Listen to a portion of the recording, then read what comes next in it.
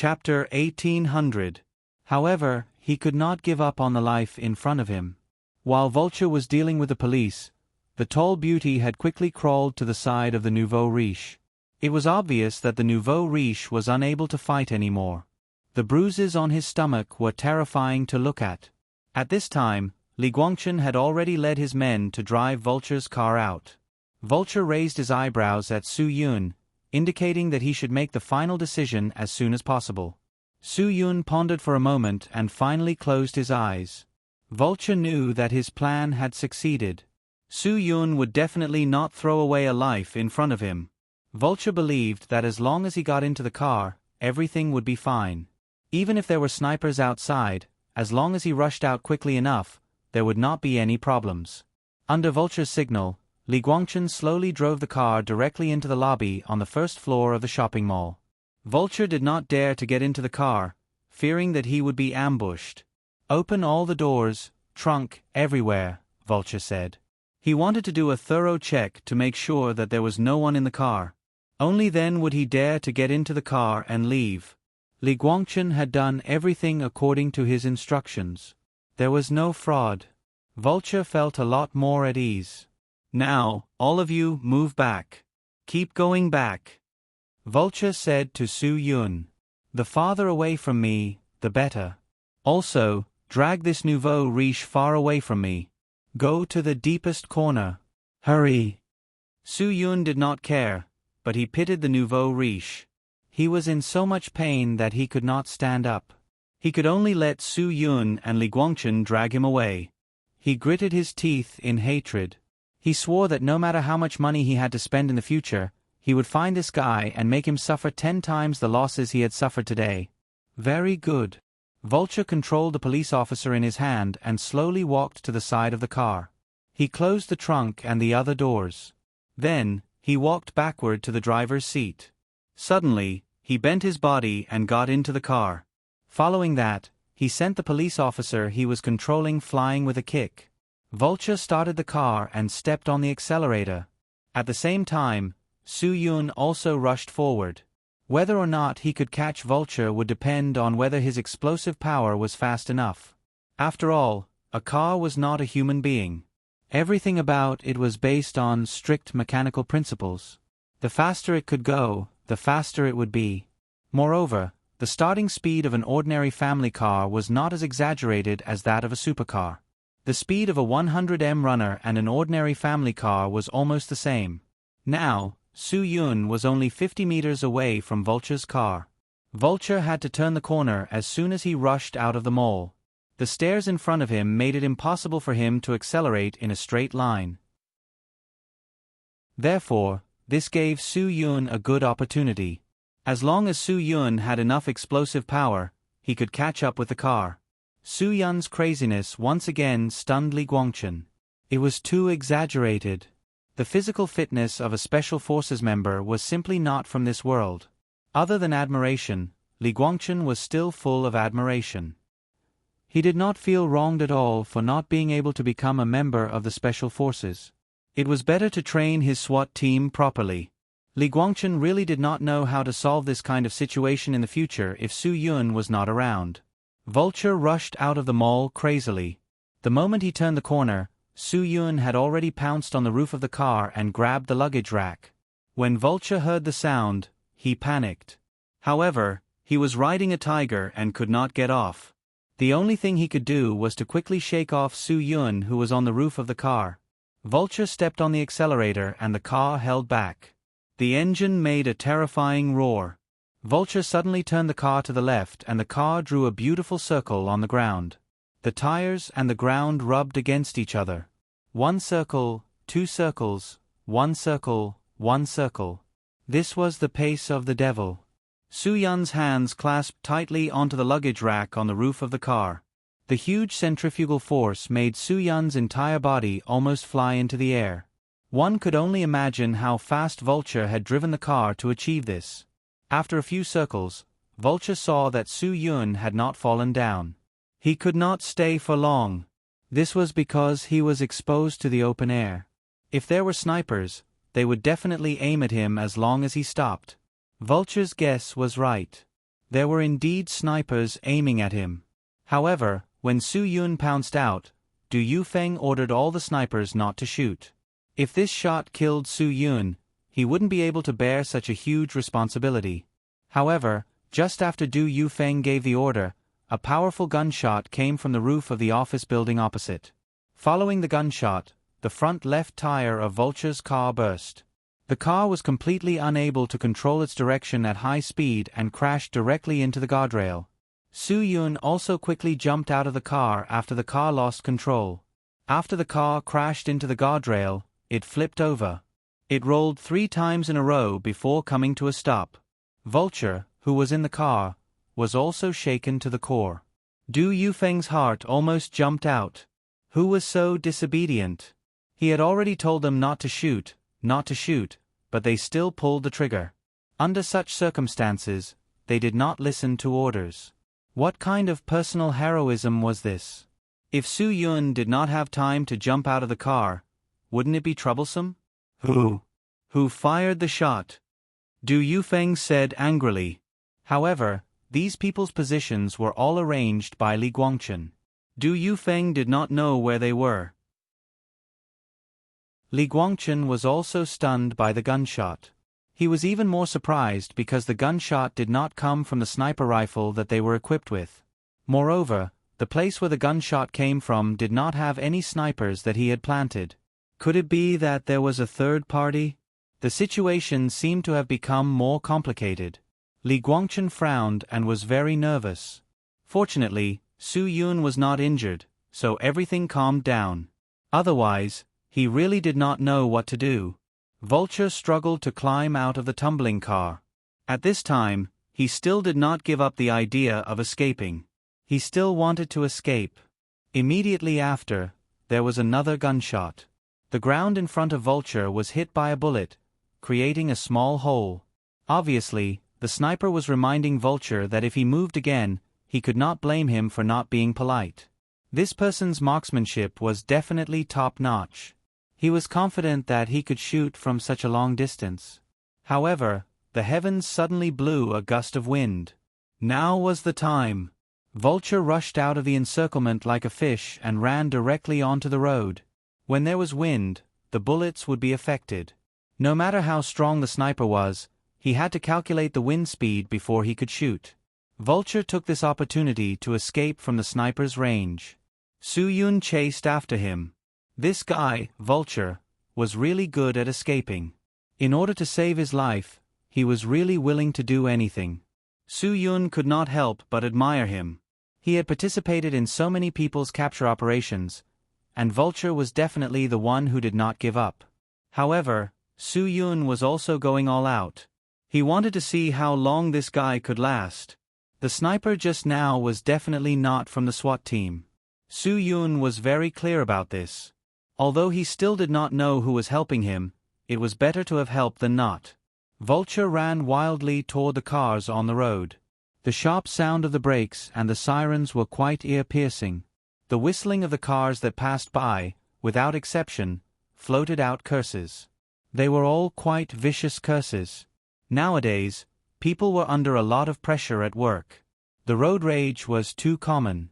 Vulture had been running, but he suddenly lost his target and did not know where to run to. He was very clear that a goal was the motivation for anything. As long as there was a goal, it could be achieved. Once there was no goal, people would fall into confusion. Vulture was now in a state of confusion. He did not know how to get out of the current situation. This was probably the first time in his life that he was at a loss of what to do. Huaxia, this was a place that he should not have come to.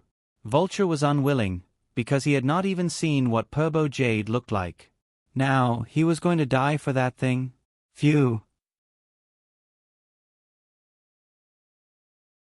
Chapter 1801.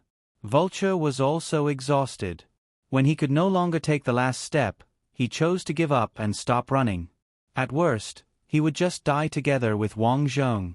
Since he couldn't get what he wanted, he would make it so that no one else could. When Vulture turned around to face Su Yun in a frenzy, Su Yun happily followed up with an uppercut. Vulture's lower jaw was viciously smashed with an eagle soars the sky, causing Vulture to fall backwards. When Vulture got up again, Su Yun once again flew in front of him and locked Vulture's throat.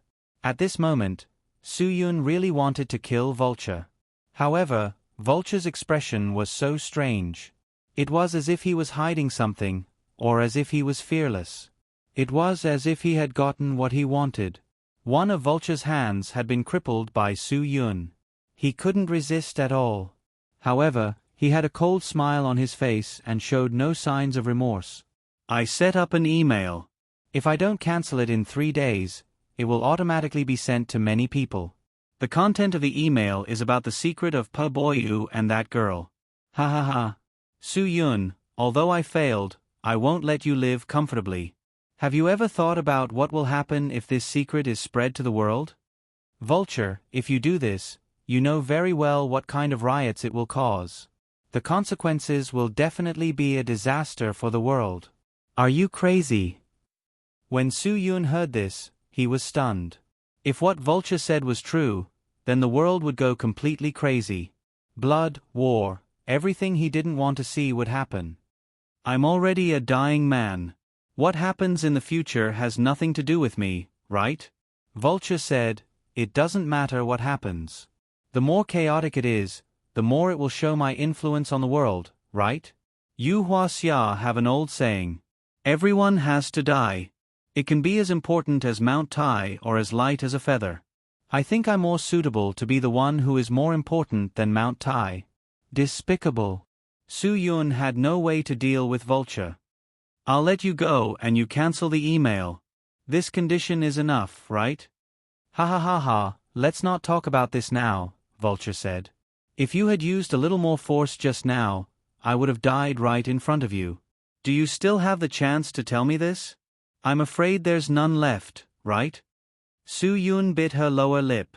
This is the last chance I'm giving you. I'm afraid you're not the one who's giving me a chance. You're the one who's asking me for a chance, right? Vulture said, don't make it sound so nice. Su Yun, although the initiative is in your hands now, you would never have thought that I would have this move. Just as Su Yun was stuck between a rock and a hard place, someone caught up from behind. Su Yun looked back and saw that it was Black Dragon, Han Zhan. He was a little surprised, but he quickly realized that the person who shot at Vulture was definitely Han Zhan. When the news that Yu Meiren and Guagua were in trouble reached Wan Guangxiao immediately arranged for Han Zhan to come out and help and secretly protect them. When Han Zhan arrived at Qingdao, Su Yun had already gone to Suong. All the information Han Zhan knew was obtained from Yu Meiren and Lin Gu. The first thing Han Zhan did when he arrived at Suong was to contact the police station. At this time, the police and special forces were already busy. Han Zhan's thoughts were no different from Su Yun's. They both chose to see what kind of trouble it was and whether they needed to solve it. When Han Zhan arrived, he noticed that snipers were lying in ambush in various positions. The aura was quite strong. Obviously, the people inside were not easy to deal with. Just as Han Zhan was about to sneak in, he saw a familiar car. That's right. Su Yun had driven this car to the brigade before, so Han Zhan remembered the car's brand and license plate number very clearly. After seeing this car, he realized that Su Yun must have sneaked in. Originally, Han Zhan's first choice was to sneak into the mall to find Su Yun, but later, he didn't know what to think. He felt that it was better for him to stop them from the outside. The intuition of a Special Forces member was definitely not a joke. Han Zhan's judgment was correct. If he went in, he would be helpless like Su Yun. It was better to attack from a distance and help Su Yun. The person just now was you? Vulture sneered and looked at another master who appeared in front of him. You've caused me so much trouble. Do you know how many things are in my car?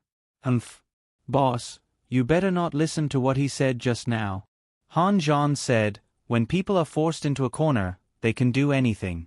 This kind of sudden realization will make you completely lose your mind. That's why he said that. Boss, think about the importance of this matter. Does he dare to take this kind of risk?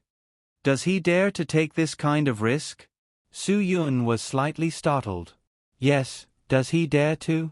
This was not something to joke about. If he forgot about this email and directly sent it out, wouldn't he be asking for trouble?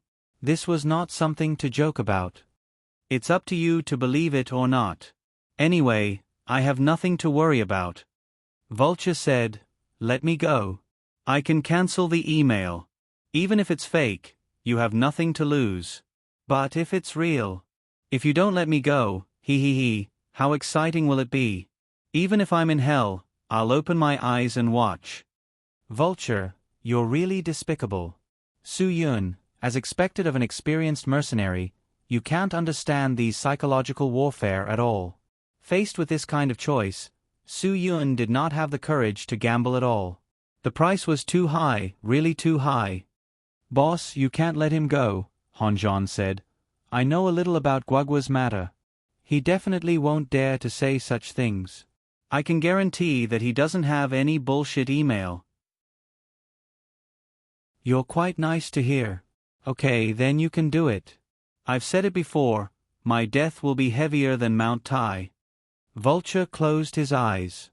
He did not believe that Su Yun would dare to gamble with him. His bet was only his life.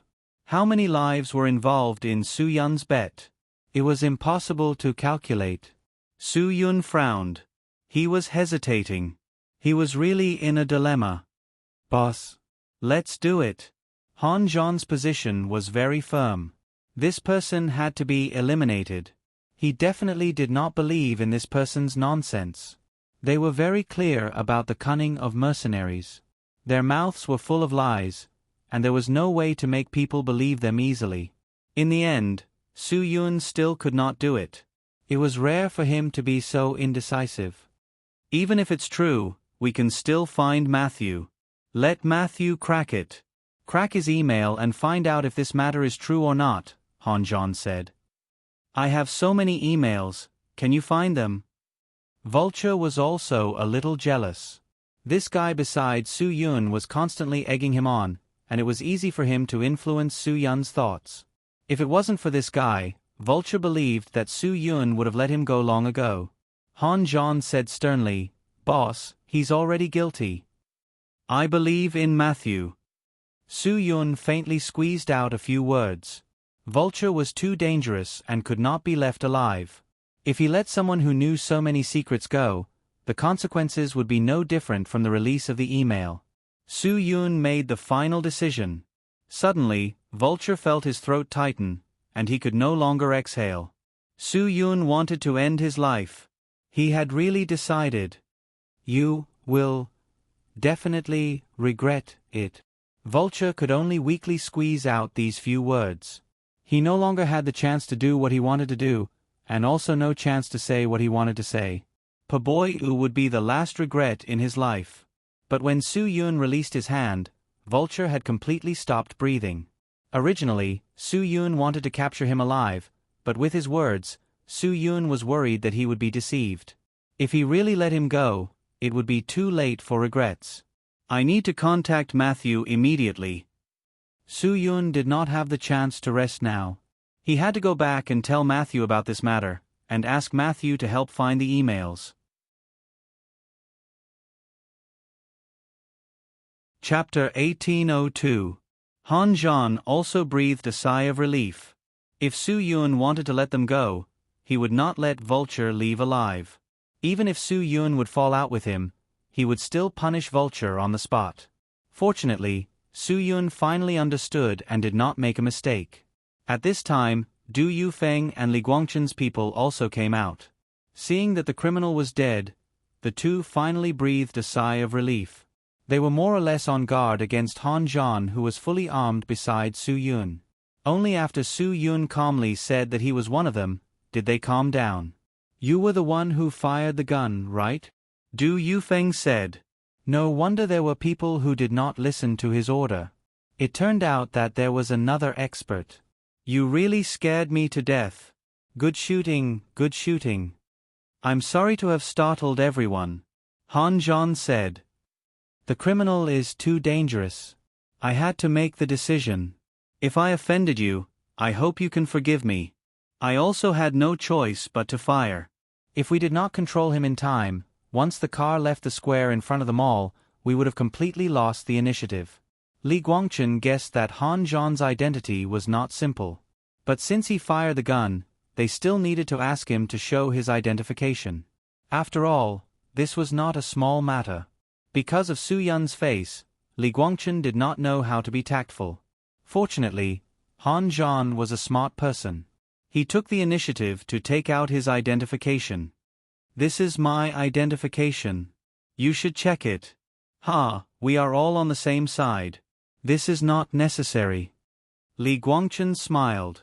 Although he said that, he still took the identification that Han Zhan handed to him. Of course, the identification did not have any content of the Dragon Brigade written on it, but it was a certificate recognized by the Ministry of Public Security. With this certificate, one could participate in any criminal case at any time. After reading it, Li Guangchen immediately returned the certificate to Han Zhan. People who could have this certificate must be special forces.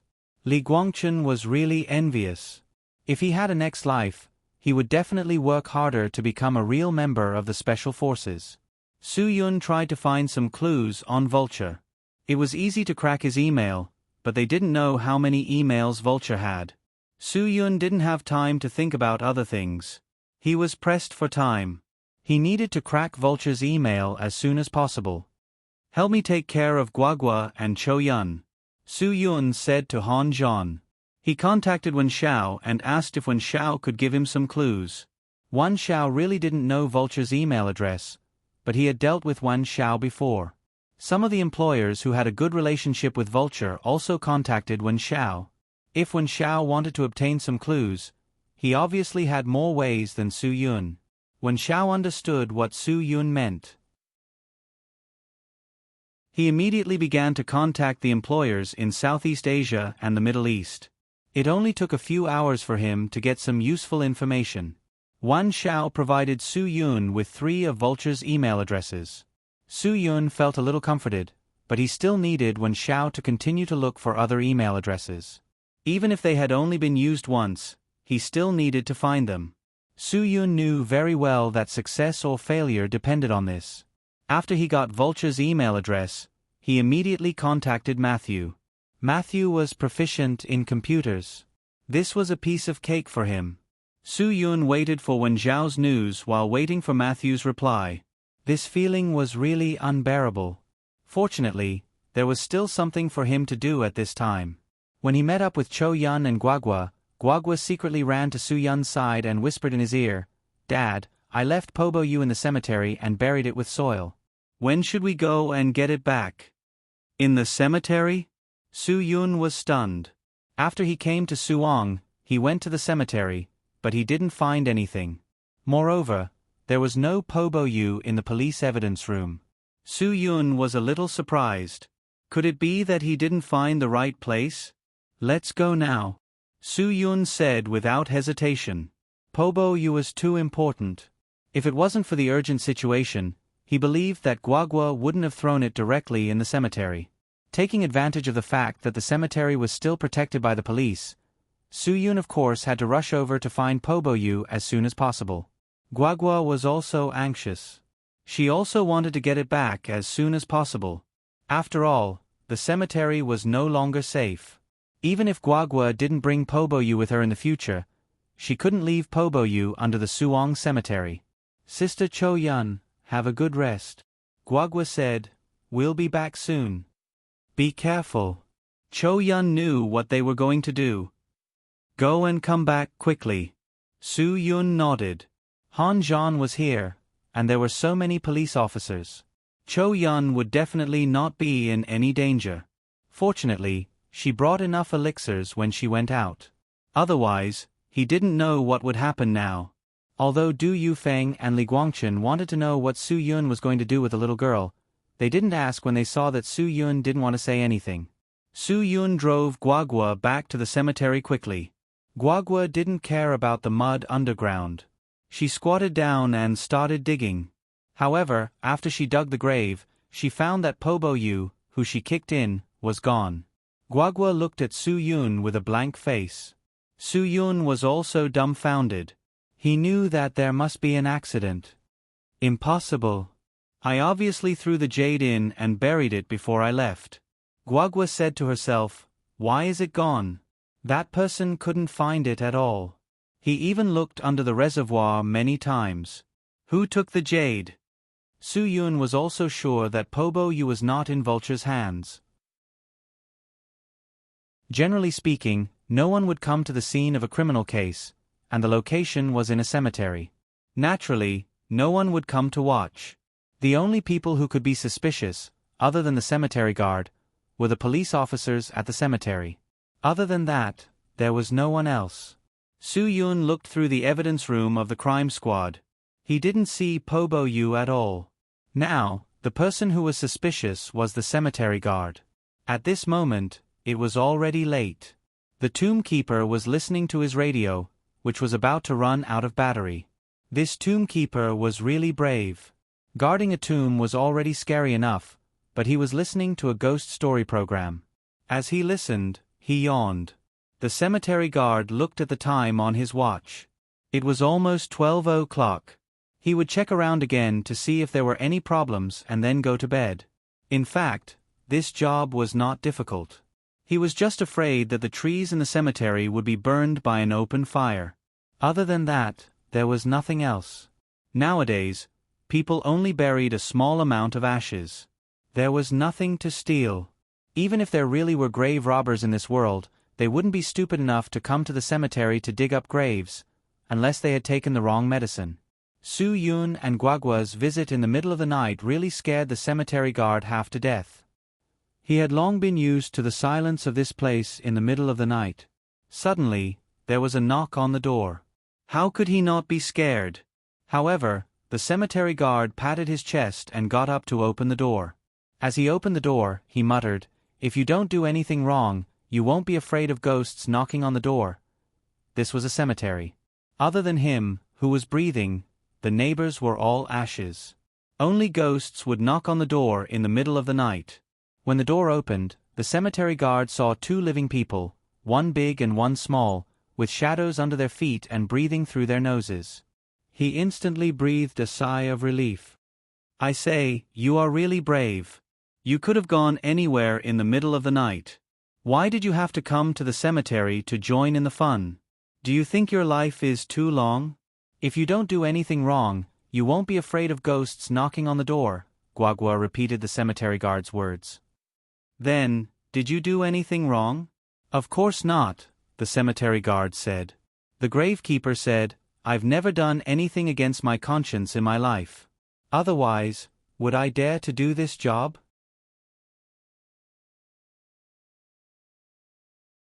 Chapter 1803. These words made a lot of sense. If one wasn't the kind of person who wasn't afraid of crooked shadows, who would dare to take on the job of guarding a tomb? Evil had its retribution. Even if one had a big heart, they wouldn't be able to bear the pain of sleeping with so many neighbors after doing something against their conscience. "I'm sorry to disturb you in the middle of the night. I just want to ask you something."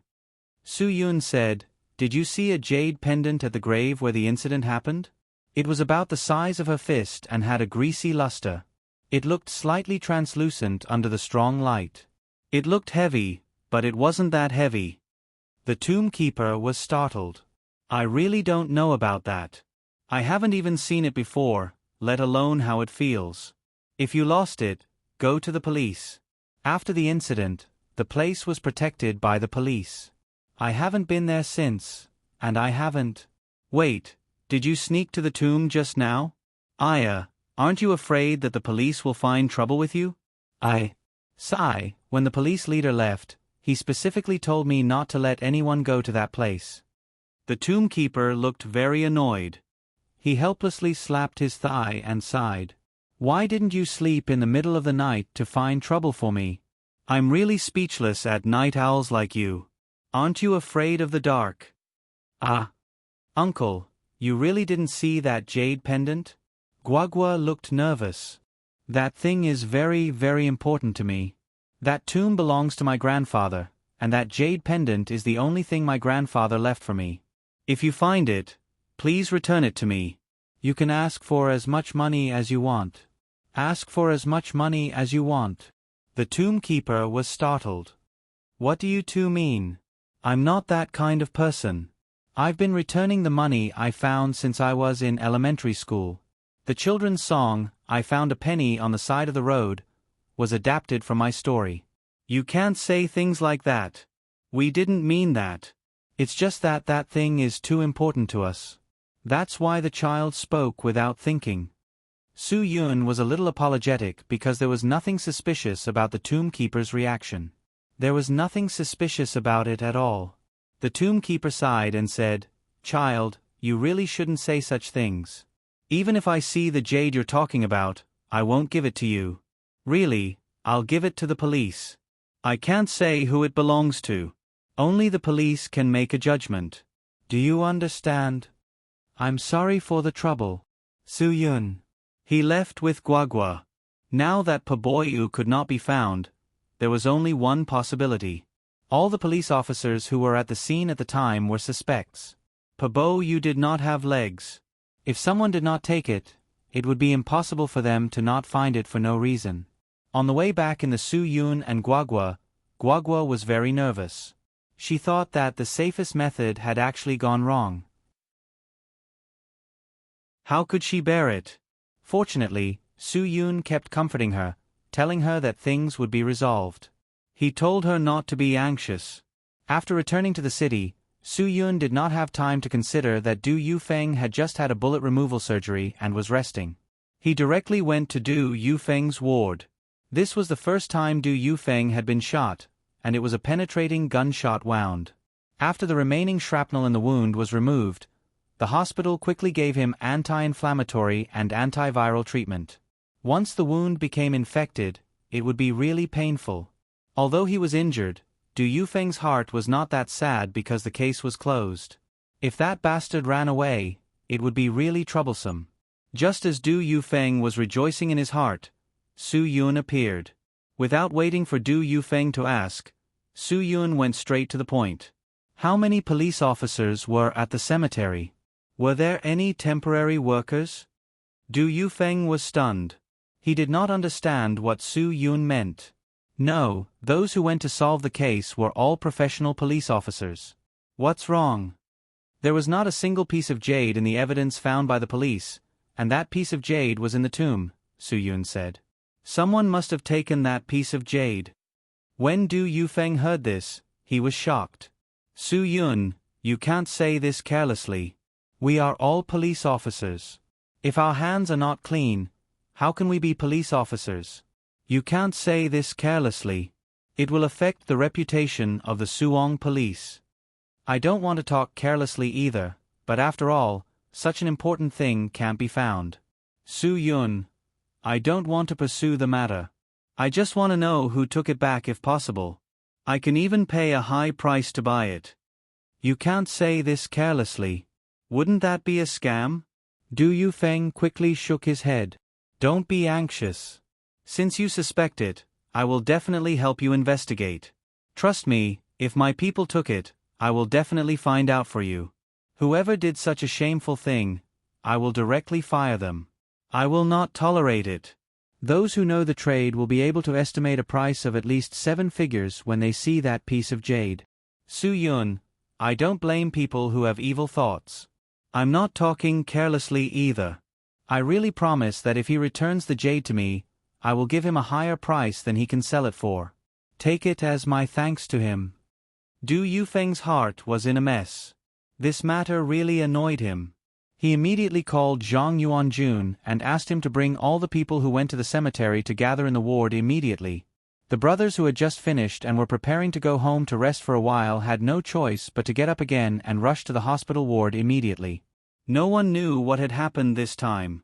When everyone arrived, Su Yun left. When Du Yufeng brought up this matter, everyone looked at each other. They were all stunned. I remember seeing a piece of jade. Wasn't it in the evidence room? A young policeman said. He had really seen it, but when he saw someone cleaning it up, he didn't bother about it. Such an item would definitely enter the evidence room. When Du Yufeng heard this, he sneered. It looked like this matter really existed. Who is it? Touch the national emblem on your clothes. Ask yourself if you are worthy of this item. You dare to take anything, right? Do you know what evidence is? Do you know how bad it is? Not to mention a piece of jade, even if it's a button, as long as it's evidence at the crime scene, you can't take it for yourself. This is the most basic principle that a policeman should understand. Do you still need me to say it? Under Du Yufeng's angry roar, no one present made a sound. They all looked at each other because they understood each other. How could there be such a person? One had to know that once the theft of evidence was discovered, if they couldn't find out who it was, the entire criminal police team would be implicated. I don't care who took it. Tell me immediately. It's not too late now. I won't convict you on account of our past relationship. Just write your resignation letter. Du Yufeng's words were serious enough. Everyone was stunned at once. If you want to save your face, fine. Get out and come in one by one. I'll interrogate you one by one. Du Yufeng said angrily, I don't believe that I can't find out. Let me tell you, I also investigated cases step by step. I'm not useless. Get out. Zhang Yuanjun, you're the first to be interrogated. Say. Zhang Yuanjun smiled bitterly. Sigh. After everyone left, Du Yufeng sighed and said, They are all your men. You know them best. Who is the most suspicious? Director Du, they are all my men. I really know them, but no one is suspicious. My brothers aren't that kind of person. Zhang Yuanjun smiled bitterly. Du Yufeng shook his head helplessly. I know you aren't that kind of person. But since Su Yun said it, he must have his reasons. Do you know that the jade is worth 7 figures? This isn't a small amount. Brothers in the team, who needs money recently? No need. Zhang Yuanjun said, My brother's family background is not bad. They wouldn't do such a thing, really.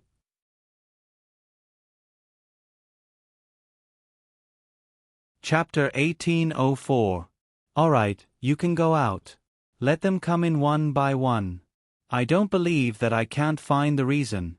If it really wasn't done by our brothers, I will also show the evidence to Su Yun, Du Yufeng said. I can't let the Suong police have stains on our faces. Absolutely not. No matter what, I need to give him an explanation for this matter.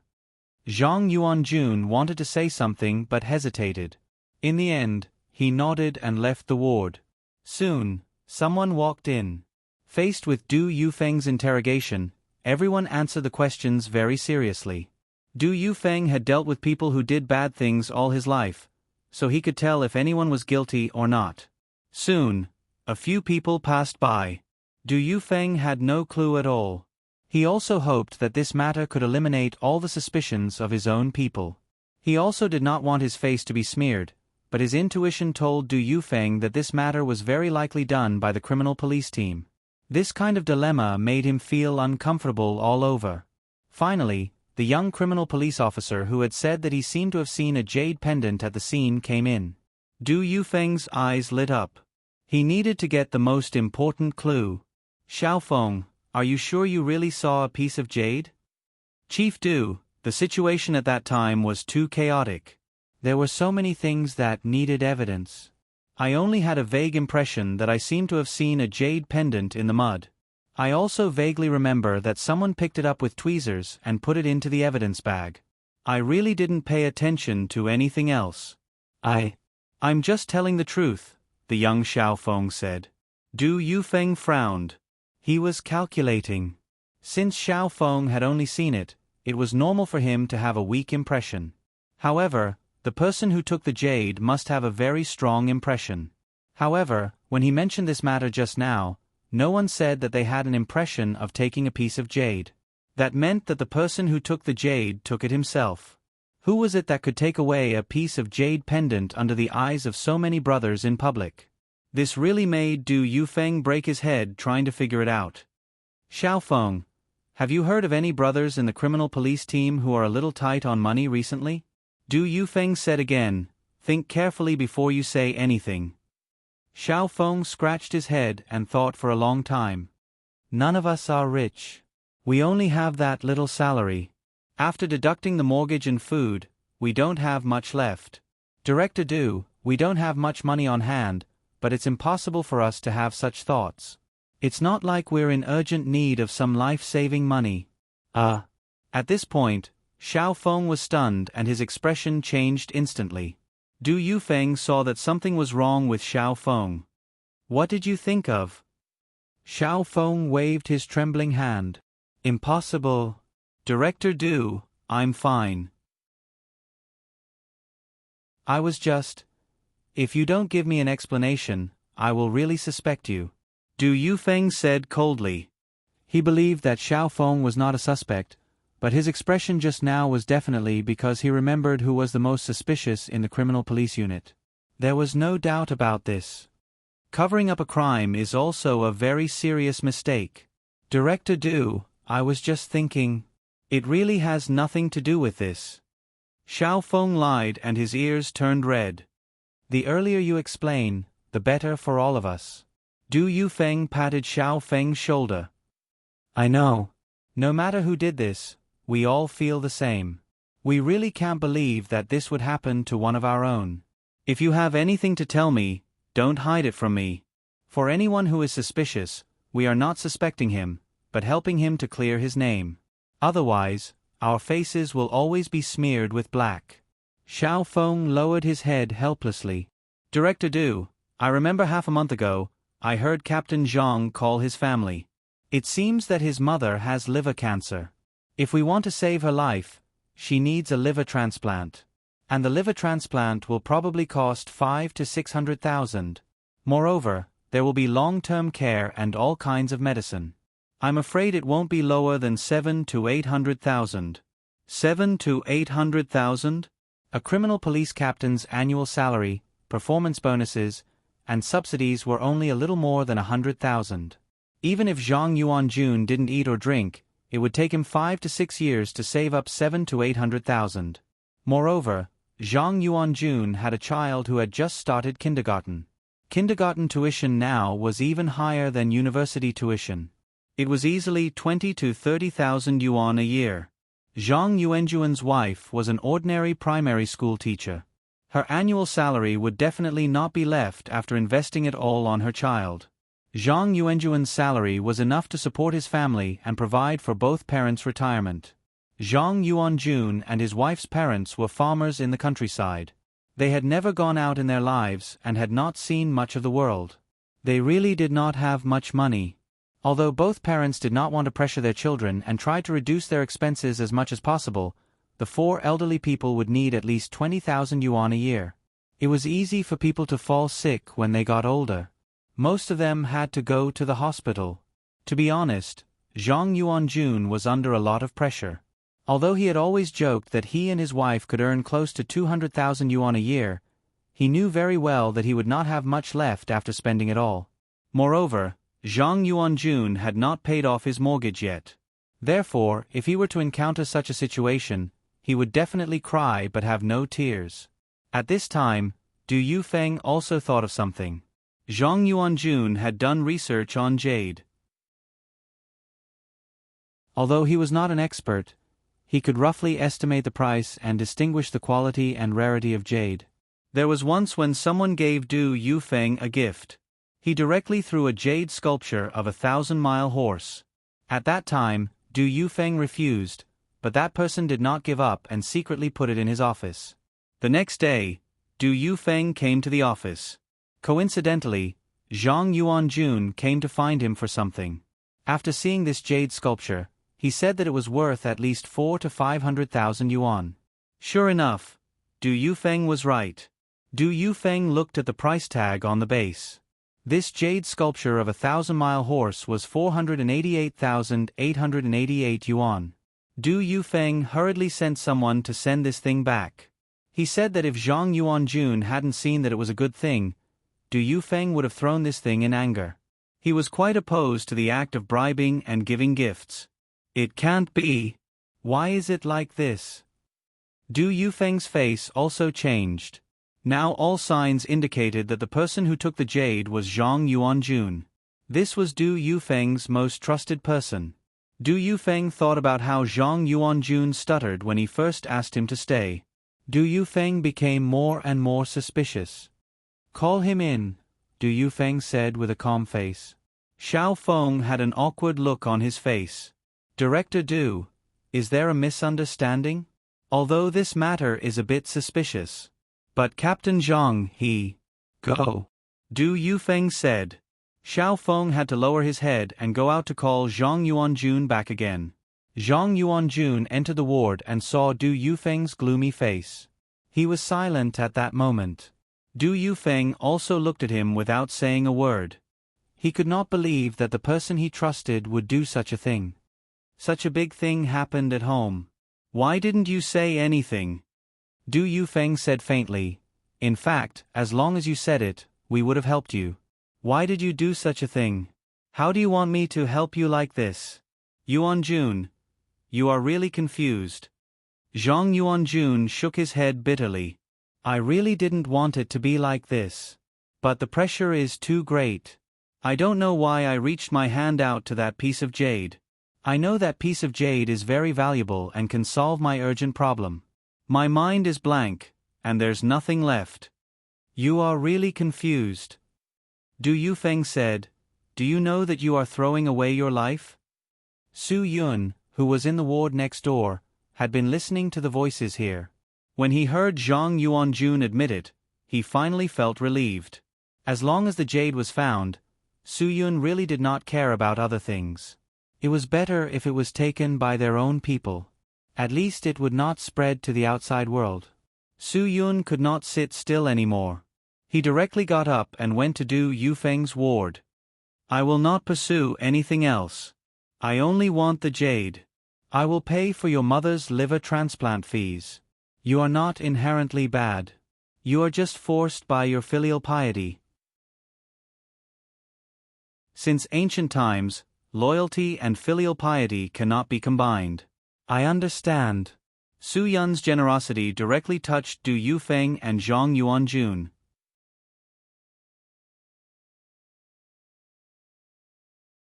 Chapter 1805. Su Yun wasn't just saying this casually. His mentality was much better than Du Yufeng's. If his people took it, he would treat it as if they were helping him to keep it safe. There was no harm in paying a storage fee. For Su Yun, as long as Paboya was fine, nothing else mattered. "Our brothers outside don't know about this yet. Only the three of us know about it. I won't tell anyone, and I believe that Chief Du won't tell anyone either." Su Yun continued, "Captain Zhang, your career won't be affected. There will always be times when people are confused. As long as you can wake up early, it will be fine." Zhang Yuanjun was really touched. He couldn't say a word. He was the one who took other people's things, but Su Yun returned good for evil. "How much does your mother need for medical expenses?" "I will take all of it. Just treat it as my thanks for protecting that piece of jade." Su Yun, "Chief Du, the people you cultivate are all talents. I think Captain Zhang knew that this thing was too precious and was afraid of losing it. That's why he decided to protect it himself." Su Yun had already thought of a way out. As long as Zhang Yuanjun walked down this path, everything would be fine. "Yes, yes." Du Yufeng heard and immediately said. He really didn't want Zhang Yuanjun's life to be ruined because of a moment of confusion. "Yuanjun, you are too conservative. You even fooled us. Now that the truth is out, and the owner of the jade has been found, you should quickly go and get it. This matter is over, and no one will mention it again." "I'm sorry." Zhang Yuanjun lowered his head. His voice was even a little sobbing. He was really sad. Su Yun was repaying kindness with evil. He might as well give him 2 slaps to expose him and make him pay for his own foolishness. "That piece of jade, I sold it yesterday." Du Yufeng slapped himself on the forehead. This guy Sai. Why was he so anxious? Great, now he didn't even have a way out. What should he do now? Although Su Yun also felt like he was struck by lightning, he could still keep calm. After all, the whereabouts of Paboyu had been found. "It's okay. This is not a problem. Who did you sell it to? I will think of a way to redeem the jade. Tomorrow morning, I will withdraw all the money they gave me and redeem the jade as an apology. Zhang Yuanjun said, after that, I will be at your mercy. Du Yufeng shook his head helplessly. He really didn't know what he should say. It was all his fault for causing trouble for himself. Du Yufeng really couldn't understand why Zhang Yuanjun would do such a foolish thing. Su Yun still said the same thing, as long as I find that piece of jade, nothing else matters. Really, I only need that piece of jade. Zhang Yuanjun was very clear about the value and significance of this jade to Su Yun. He nodded desperately and promised Su Yun that he would definitely redeem the jade. Wen Xiao was still searching for Vulture's email. He stayed up all night and contacted everyone that he thought Vulture might have contacted. Wen Xiao got hold of all the accounts that might be Vulture's email. Matthew also didn't sleep all night. He kept cracking the email accounts one by one. So far, none of the accounts that he cracked had the so-called timed email from Vulture. As more and more email passwords were cracked, Su Yun's heart became clearer and clearer. The pressure in Han Shun's heart was also swept away. I said that guy must be full of nonsense. In order to save his life, he would make up any kind of lie. If this was true, he would have used it as a shield. Why did he have to wait until the end to say it when he was completely at his wit's end? Fortunately, you were there at the time. Otherwise, I might have let him go in a trance. Su Yun grinned. Lies are good. In an instant, I feel that there is no external threat. That night, Su Yun didn't sleep at all. There were too many things on his mind. Early the next morning, Du Yufeng called Su Yun and told him that Zhang Yuanjun had brought money to the place where he sold the jade pendant to redeem it. He told Su Yun to rest assured that he would get it back for him. However, after 2 hours, there was no reply at all. Du Yufeng and Zhang Yuanjun also lost contact. Su Yun had already come to the hospital to look for Du Yufeng, but Du Yufeng didn't get in touch with Zhang Yuanjun. What's going on? It's really worrying. Du Yufeng sighed. I really don't know what this guy is doing. Did he tell you where he went? Su Yun was also a little worried. After all, this was related to Pa Bo Yu. If you know the place, I will go and take a look now. Du Yufeng thought for a moment. He mentioned it yesterday. It seems to be a shop called Peace Under the Heavens in the antique jade trade city. I don't know the details. I haven't been there much. It's here. Follow the provincial road to the west. It's less than 20 kilometers away. How about this? I will go with you. You are still injured. I can go by myself, Su Yun said. Then you go and look for him. It shouldn't be difficult to find him. By the way, Yuanjun drives a white Baojun car. There is no fixed parking space in that place. Generally, he will leave the car directly in front of the shop. If you go and find the car, it means that he must be there, Du Yufeng added. Su Yun responded and directly rushed to the antique jade trade city according to Du Yufeng's route. Wen Xiao was still intermittently looking for Vulture's suspicious mailbox. Matthew was still in the process of deciphering it. Everyone was busy with the same thing. Along the way, Su Yun drove very fast. 20 minutes later, they arrived at the antique jade trade city. This place was really not small. It was a 2-story building with antique style. It was densely packed with small antique houses. Cars were parked in a mess on the crisscrossing roads. Some drivers were so bad that they did not consider whether other people could pass when they parked. Su Yun went around the roads slowly. Most of the cars parked on the road were above the level of luxury cars. Audi A6, BMW 5 Series and so on were the most common. Finally, a white Baojun came into Su Yun's sight. It was not easy to see a domestic car in a situation where there were so many good cars. Presumably, those without money wouldn't be able to afford to play with these things. Su Yun parked the car behind Zhang Yuanjuan's Baojun. He got out of the car and looked up. That's right. It was a black plaque with big gold words, Watianxia. The boss of the shop saw a Cayenne parked in front of his door. He quickly put down the teacup in his hand and grabbed the Yushi cigarettes on the table. After thinking for a while, he threw the Yushi cigarettes back. He took out a box of soft Zhonghua cigarettes from the drawer and stood up with a smile to welcome the customer at the door. Luxury cars represented big business. This was the most basic principle. Boss, you are here. The boss of this Tianxia jade shop looked quite unique. His head was quite big and he did not have much hair. His eyes were like two bells, very big. Come, have a smoke first. Su Yun waved his hand to indicate that there was no need. My name is Zhang Dei. My shop has been here for many years. I don't know if you were introduced by a friend, or... The jade shop owner, Zhang Dei, asked tentatively. Su Yun looked around and did not see Zhang Yuanjun. He said perfunctorily, I am just looking around. Boss, you really have good taste. Let me tell you, there are so many jade shops in this trade city.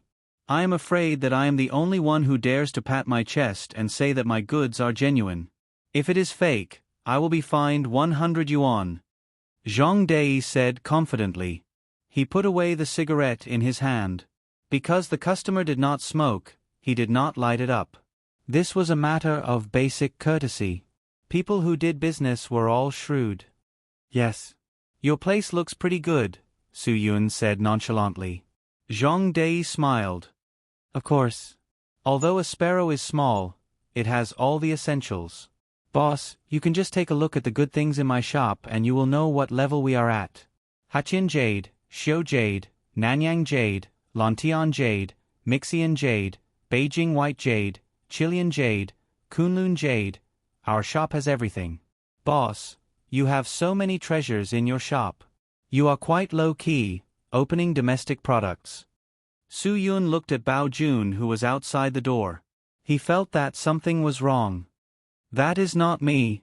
Isn't that because I love my country? I support domestic products. Zhang Dei said. Actually, I also like your Cayenne. But I am an honest person. I don't earn much money.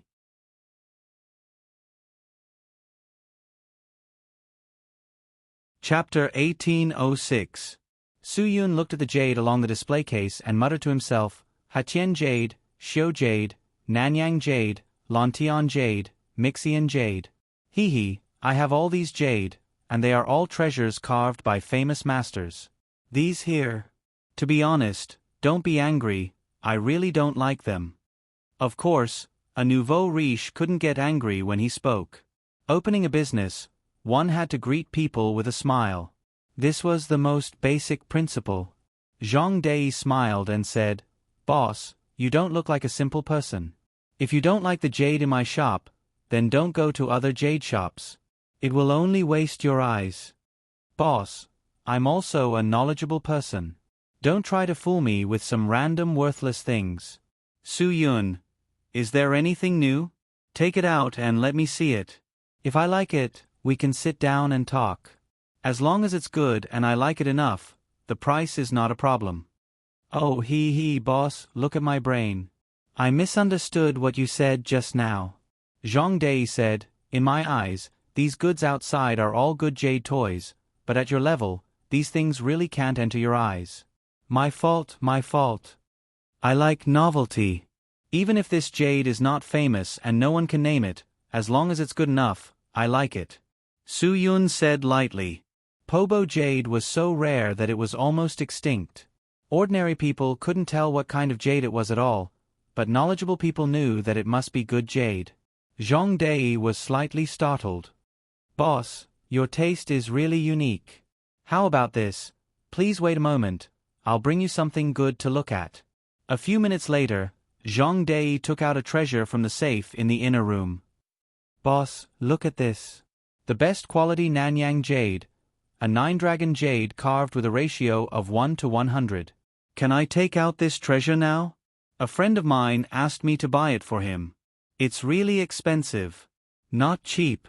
Su Yun shook the car key in his hand disdainfully. This thing is really not rare. I have a bigger 9-dragon jade carved with a ratio of 1 to 75. Your 9-dragon jade annulus is only worth the price of my carriage. It's not good enough. Oh, hey, did I really meet a rich man today? Zhang Dei was ashamed of his ignorance, but he was happy in his heart. Boss, you have such good taste. Let me show you again. If you still don't like it, then my shop is open for nothing. I'm going to get the treasure of my shop. Take it. Take it. I'm just afraid that you won't stay in your shop. Su Yun, it's best if you give it to me directly. Zhang Dei was really going all out this time. He took out a Wuxing Guan Gong sculpture that was about 50 centimeters tall. The jade was exquisite and translucent, and the carving was lifelike. It was definitely the work of a master sculptor. This thing was very precious, and Zhang Dei would definitely not sell it for less than 5 million. Boss, how is it? Zhang Dei said proudly. Su Yun sized up this guanyu. It's really not bad.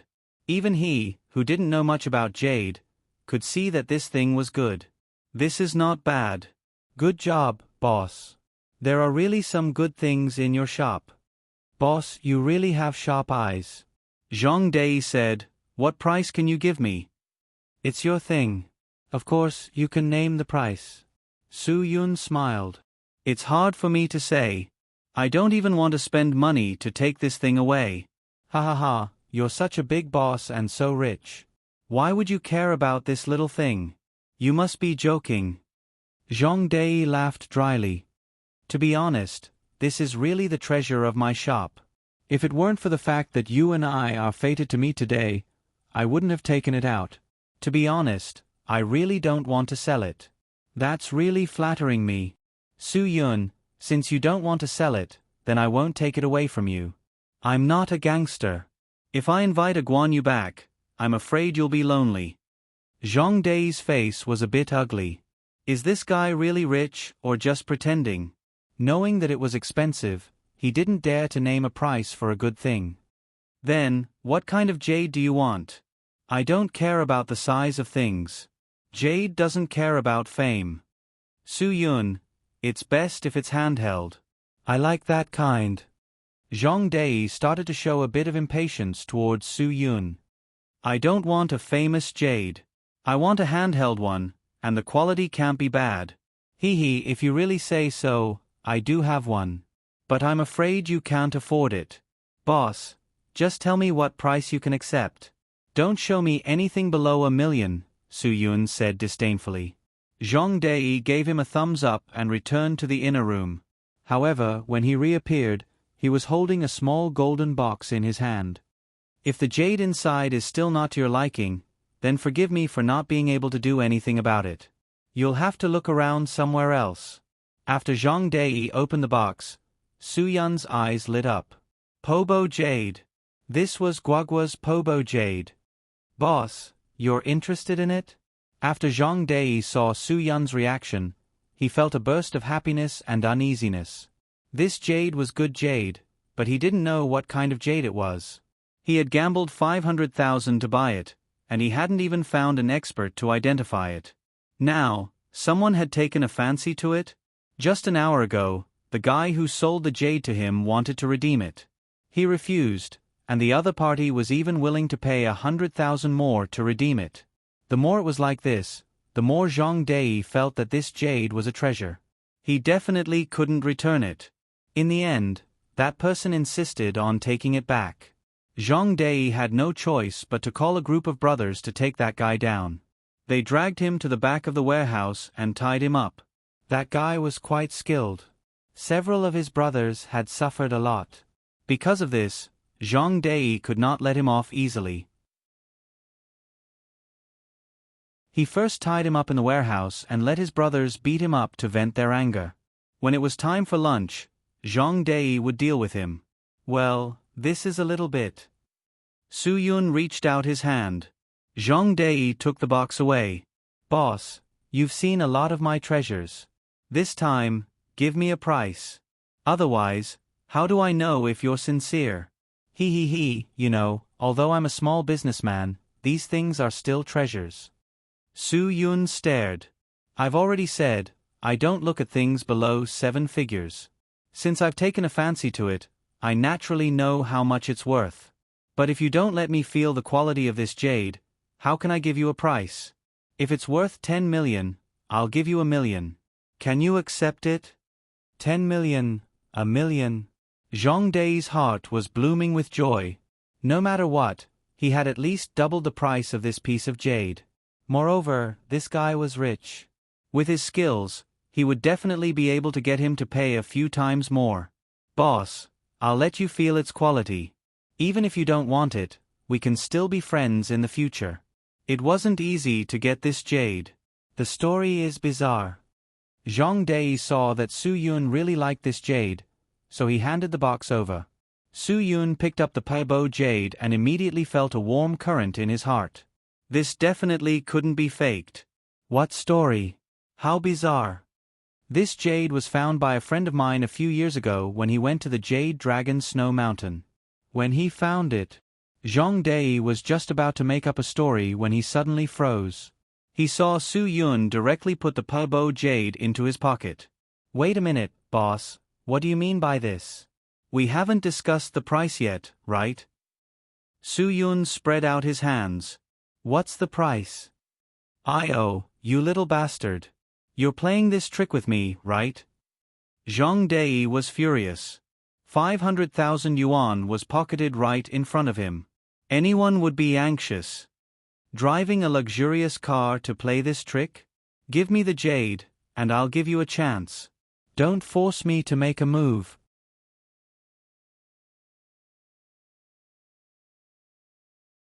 Chapter 1807. When Zhang Dei got angry, he was really domineering. After all, he had been in the underworld before.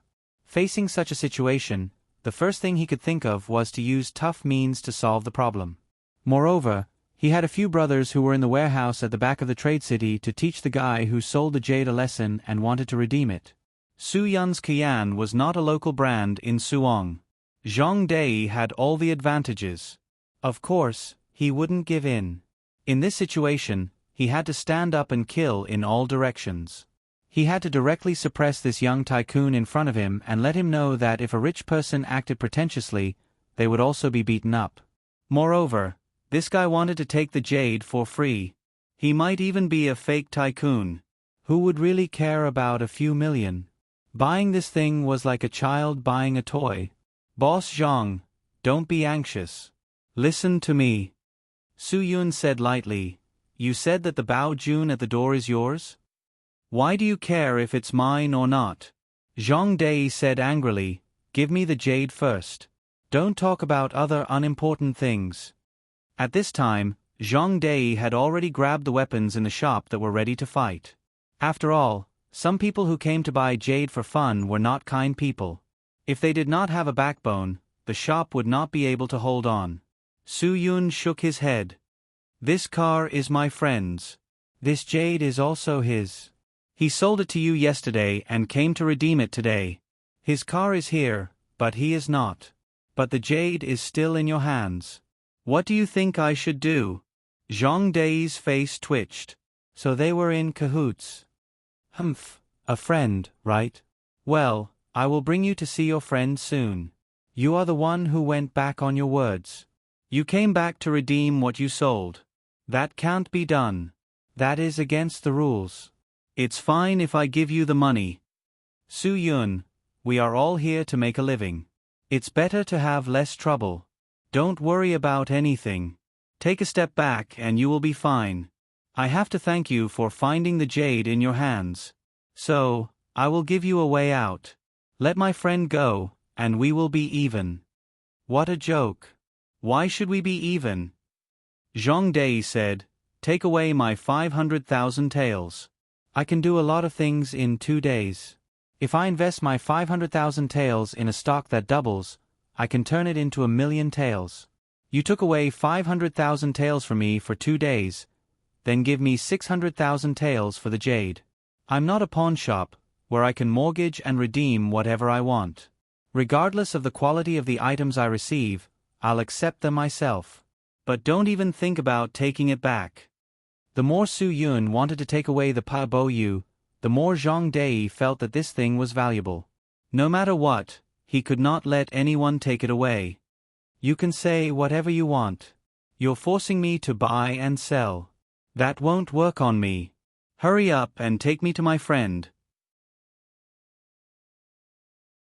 Su Yun said, I'm very busy. I don't have time for you. F***ck off. Zhang Dei shouted angrily. He raised the steel rod in his hand and smashed it down on Su Yun's face. His attacks were steady, accurate, and ruthless. It was obvious that he had been a fighter before. Su Yun did not even dodge. He met Zhang Dei's steel rod with a punch. Zhang Dei felt a numbing pain in his hand. He no longer had the strength to hold the weapon. With a clank, the steel rod fell to the ground. At this time, Zhang Dei's wife heard the noise from the second floor and came down. 2 incidents had happened today because of this piece of jade. In her eyes, this thing was really a disaster. It was not a famous piece of jade. It was not certain if it was worth that much money. She was willing to redeem it for 600,000 taels in 2 days. How easy it was to earn 100,000 taels in 2 days. Zhang Dei, just give the broken jade to them. But let's make it clear. We'll treat the 500,000 taels as a loan shark. 600,000 taels won't do. How about this? You give us 700,000 taels and take it away. We won't argue with you. Zhang Dei's wife said as she walked down the stairs. Zhang Dei's hand was in pain.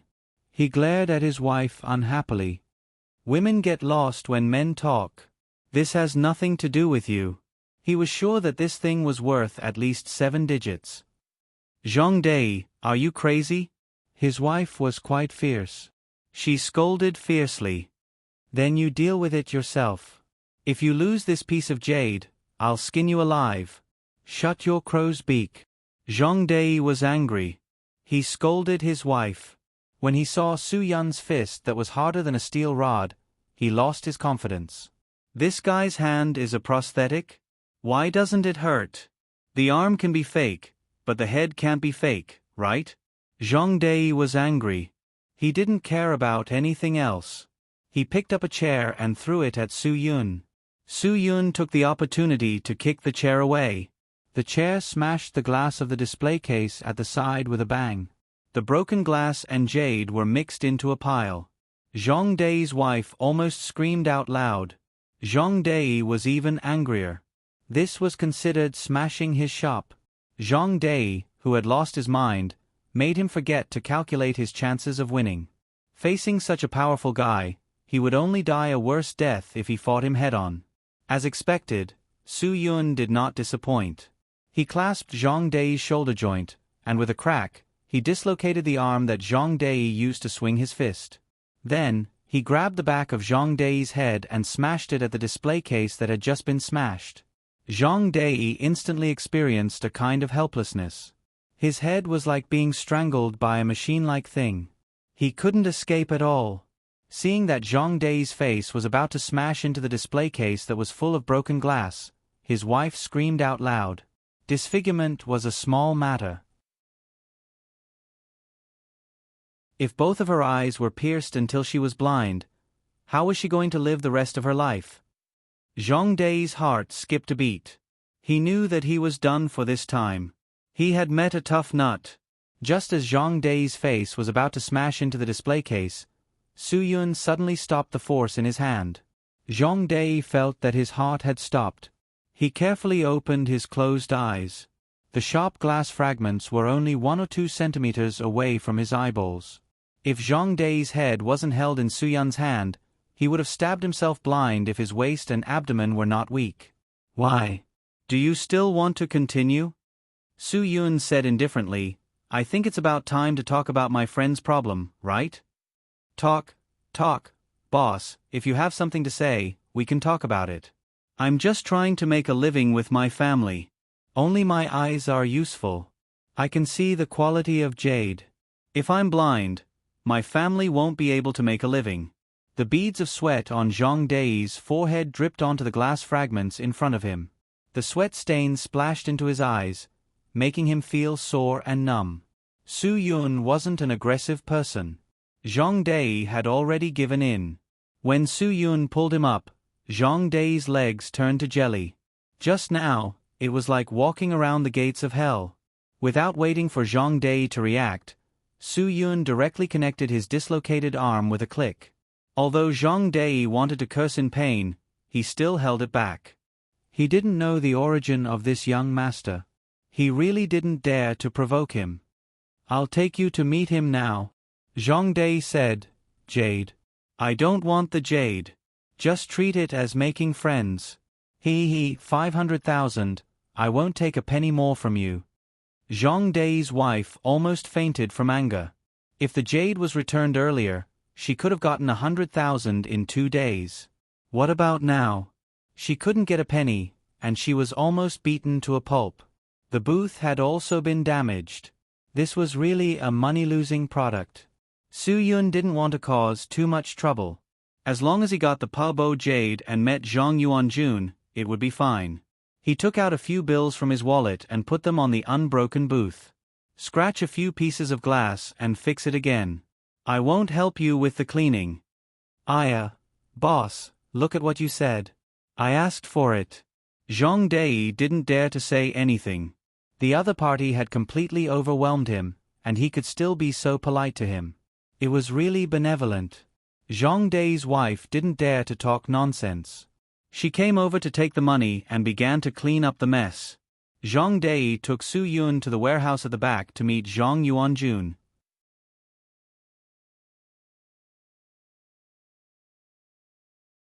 Chapter 1808. When Su Yun saw Zhang Yuanjun, he was already beaten to a pulp. Obviously, this was not in line with his identity as the captain of the criminal police force. Zhang Yuanjun must have been a low-key guy. Otherwise, how could these gangsters not know who he was? He was someone they could not afford to offend. However, such a dignified captain of the criminal police force was beaten up by a few burly men. Now, his hands were tied behind his back and he was thrown on the ground. He was half dead. The weak movement of his body told others that he was still breathing. Otherwise, people would really misunderstand. When the burly men saw Zhang Dei, they all stood up and called him brother. Their eyes were curiously looking at Su Yun. Hearing that someone was coming, Zhang Yuanjun on the ground did not react at all. It seemed like he really did not have any strength to fight back. Quick! Quick! Help that big brother up!" Zhang Dei said anxiously. He was panicking, really panicking. If Su Yun saw his friend being beaten up like this, would he have a good ending? He could not help but curse. "How can you bastards be so cruel? Are you crazy?" The brawny thug scratched the back of his head inexplicably.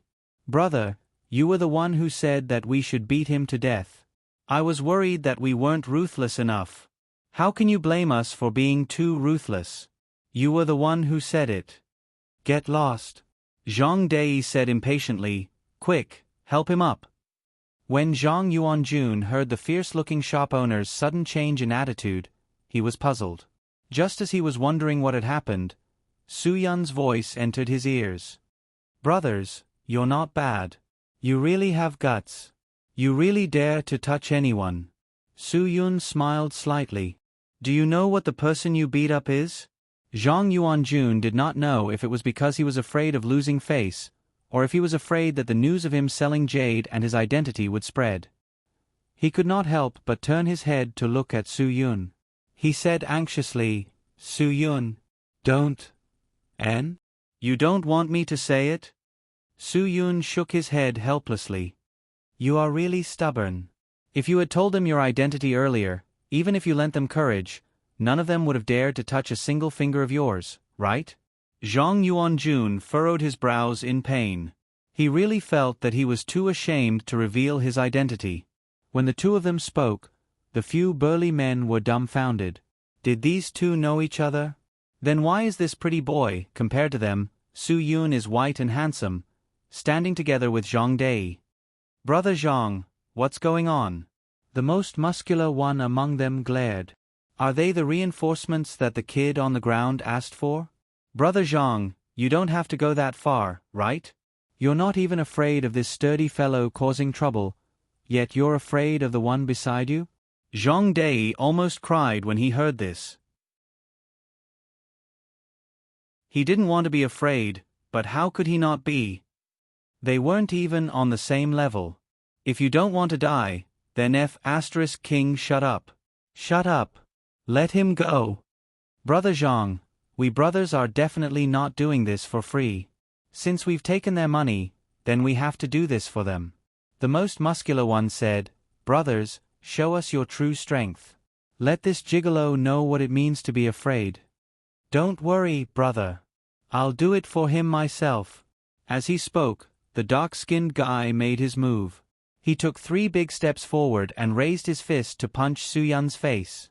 But before his fist could even land, Su Yun's foot landed on his calf. The dark-skinned guy screamed. Because of the extreme imbalance of his body, he directly fell on the concrete floor. With a clang, 2 of his front teeth were knocked out. His mouth and nose were filled with a mixture of blood and saliva. A painful wail was mixed with the sound of rolling on the ground. The dark-skinned guy lost his ability to fight. Su Yun's kick had broken his calf. This was Zhang Yuanjuan's matter. Moreover, this group of people had beaten up the captain of the criminal police. So, even if Su Yun beat them half to death, they didn't dare to say anything. When the muscular leader saw that his brother was crippled, of course, he wasn't happy. He immediately rolled up his sleeves. The other 2 underlings also pounced on Su Yun. Su Yun didn't care about anything else. He sent one flying with a whip kick, then turned around and sent another flying with a kick. Although his actions were simple, they hurt the enemy. Without exception, all of those who were touched by Su Yun began to howl in pain with tears streaming down their faces. The leader was a little surprised. Wasn't this pretty boy a little too ruthless? With such a simple move, his underlings who were good at fighting were crippled? Usually, these guys were tough. Even if they were cut by a knife, they could endure the pain of tearing the wound and give the other party a stab back. What was wrong with them today? He didn't know that among these 3 people, one had his calf broken by Su Yun, another had his ribs broken by Su Yun, and the last one had his neck whipped. In the future, he might become a crooked tree. Not to mention that he couldn't straighten his back today, he might not be able to do so in the future. How you beat my friends, I'll pay you back. That's not too much, right? Su Yun looked at Zhang Dei with a smile. I didn't do anything underhanded. They wanted to hit me. At most, I was just defending myself. I don't care about their medical fees. Yes. Zhang Dei was about to cry. He turned around and glared at the last guy who was still standing. Why aren't you apologizing to this boss? Even if there were 10 of you, it wouldn't be enough. Boss, this brother has eyes but can't see. He didn't recognize Mount Tai. Please forgive him. The leading young man also admitted defeat. He wasn't afraid. He just felt that since he knew that the other party was unfathomable, it would be stupid to go up and die. It was better to go without a beating. If he could avoid suffering, why would he want to suffer? But just based on his apology, Su Yun really didn't have any intention of forgiving him. You're also part of the underworld. In this day and age, how much is an apology worth in this society? The leading young man was startled. He looked at Su Yun in confusion.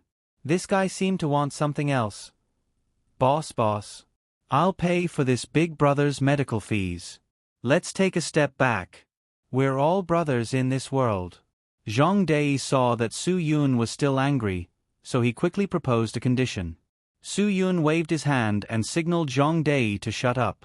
He told the strongest fighter, in this society, an apology is just an additional gift for the winner after they agree to all the conditions. Don't you think what I said is right? This guy with a body full of muscles who had never suffered a loss in a fight was angry.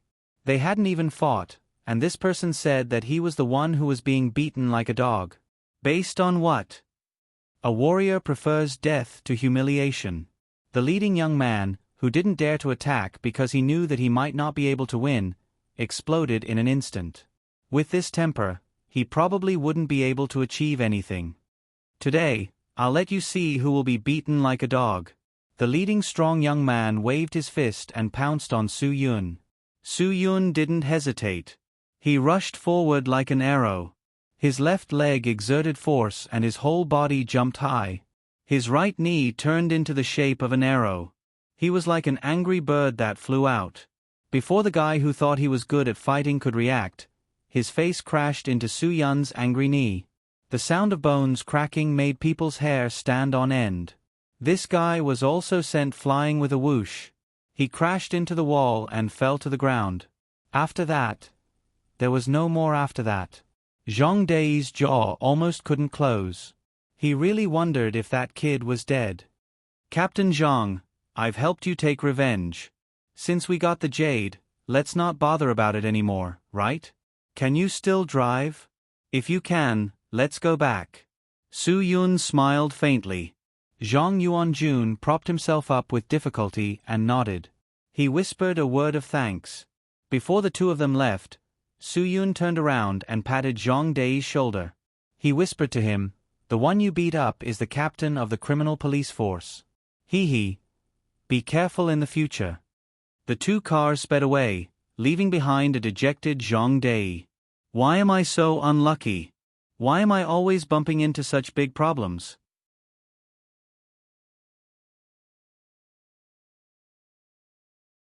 Chapter 1809. The two of them drove all the way back to the Municipal Public Security Bureau. Just as they were about to arrive, Su Yun suddenly turned on the turn signal and waved outside the window. He signaled Zhang Yuanjun to stop the car with him. "You are the captain of the criminal police unit, but you were beaten up like this by a few hooligans. You are really something." Su Yun stopped the car and walked out. He smiled and said, "With your current situation, I don't think you should go back to the station. It will affect your image if people see you like this. I will talk to Director Du later. You can go home directly." Zhang Yuanjun smiled bitterly and shook his head. He took out a pack of cigarettes from his pocket and handed one to Su Yun. Su Yun waved his hand to indicate that he did not need it. Zhang Yuanjun directly stuffed it into his mouth. After lighting it, he desperately took 2 puffs. The fire burned the cigarette and a cloud of white smoke floated out. Why would a person like me care about my image? Zhang Yuanjun still felt very guilty. The guilt towards Su Yun made him restless. If it was not for you today, I really don't know how those people would deal with me. It doesn't matter if I get a few punches. If I can't get this jade back, I will really have the heart to die. Su Yun patted Zhang Yuanjun's shoulder. "You have already gotten it. Don't think about those terrible things that have not happened yet." After that, Su Yun suddenly opened the trunk and took out a black paper bag. He directly handed it to Zhang Yuanjun. Zhang Yuanjun was startled. He looked down and saw bundles of neatly arranged bright red banknotes through the paper bag. Zhang Yuanjun was stunned. He never thought that Su Yun's words were true, and that Su Yun would actually keep his word and take out so much money for him. "The money in here should be enough for you to use to treat your mother's illness." Su Yun smiled. "I also wish her good health and a speedy recovery." "Haha, if it is not enough, you have worked for so many years. You can pay for it yourself. If there are any leftovers, we can use them to buy some tonics for the elderly." Zhang Yuanjun was also an unyielding man. After hearing these words, 2 lines of hot tears rolled down his cheeks. He really couldn't believe that Su Yun would repay evil with good. This made him feel ashamed. There was at least 800,000 to 1 million yuan in the bag. It was more than enough for the surgery. Zhang Yuanjun stood in front of Su Yun and pondered for a while. Finally, he made a decision and took the money. It was only because he really needed the money to save his life. There was no other reason. "I'll write you an IOU. After Zhang Yuanjun took the money, he gritted his teeth and said, "Even if I, Zhang Yuanjun, die, my son will definitely return this money." As a criminal police officer, don't say such ominous words. "Do you want to die in the line of duty?" Su Yun chuckled. As for me, I don't lack this little bit, and I'm not in a hurry to use the money. You, on the other hand, lack this and are in a hurry to save your life. I don't need to say more. You know what's more important. No matter what, I have to return it, Zhang Yuanjun said. Su Yun nodded. How about this? If your son is successful in the future and becomes a big boss, he will pay me back double with interest. If he's like you, willing to sacrifice everything for the country and only earning enough money to live a comfortable life, then I don't want this money. How about it? Do you dare to bet? But this. Zhang Yuanjun was stunned. Are you afraid that your son will pay me double if he really becomes a big boss? You're so stingy. Su Yun shook his head. Zhang Yuanjun didn't know how to explain. No, I didn't mean that. But if he's really as useless as me in the future, then... How is he as useless as you? Su Yun said, Captain Zhang, how long have you been a criminal police officer? How many bad guys have you caught? If these people weren't caught by you, how many evil deeds would they have committed? How many people would they have brought pain and disaster to? How many people would they have caused serious personal property losses? Zhang Yuanjun didn't say anything. He didn't think much of it because he was a Hua Xia criminal police officer. That was what he should do. That was his duty, his duty. Every person, every job, has its own meaning to this society. There's no such thing as being useless or not. Not all big bosses are capable in what they do. Big bosses in the chemical industry are rich, right? Big bosses in the cement industry are rich, right? Big bosses in the coal industry, big bosses in the real estate industry, all of them are rich, right? But the things they do are still polluting the environment. Su Yun said, I think the sanitation workers are more noble. If one day, people can only wear gas masks when they go out, in that era, the sanitation workers' wages will definitely be higher than those big bosses, because the things they do are more meaningful. Su Yun didn't know why he went off topic. Maybe it was because the smog was too serious recently, and they couldn't see the blue sky for a few days. Don't worry about money. The old woman's illness is more important. I won't say anything else. If there's a chance, let's meet in Qingdao. I'll be the host. Sure. Tears welled up in Zhang Yuanjun's eyes. He was extremely emotional. His entire Zhang family would remember this savior of his.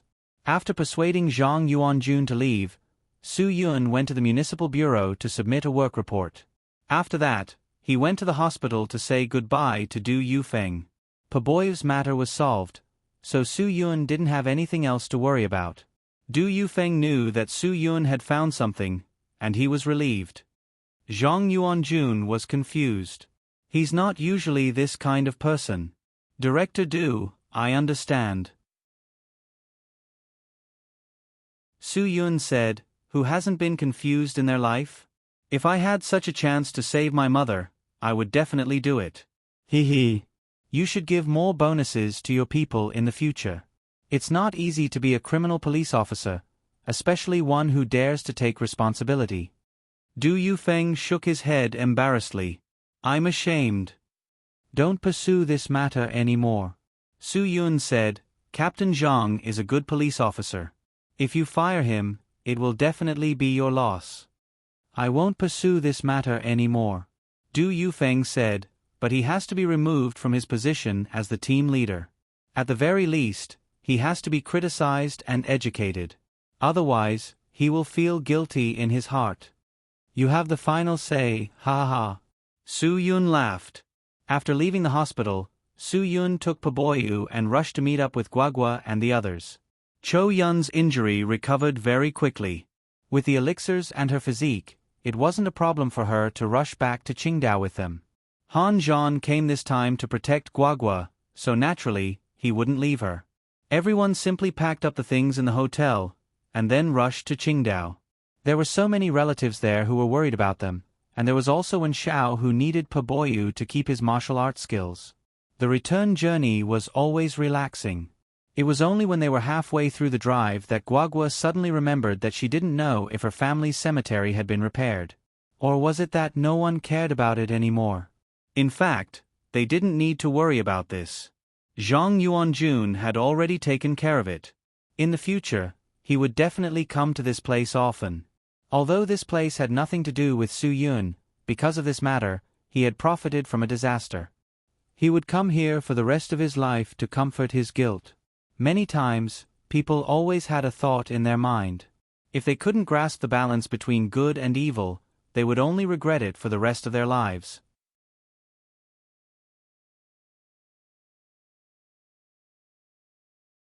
Chapter 1810.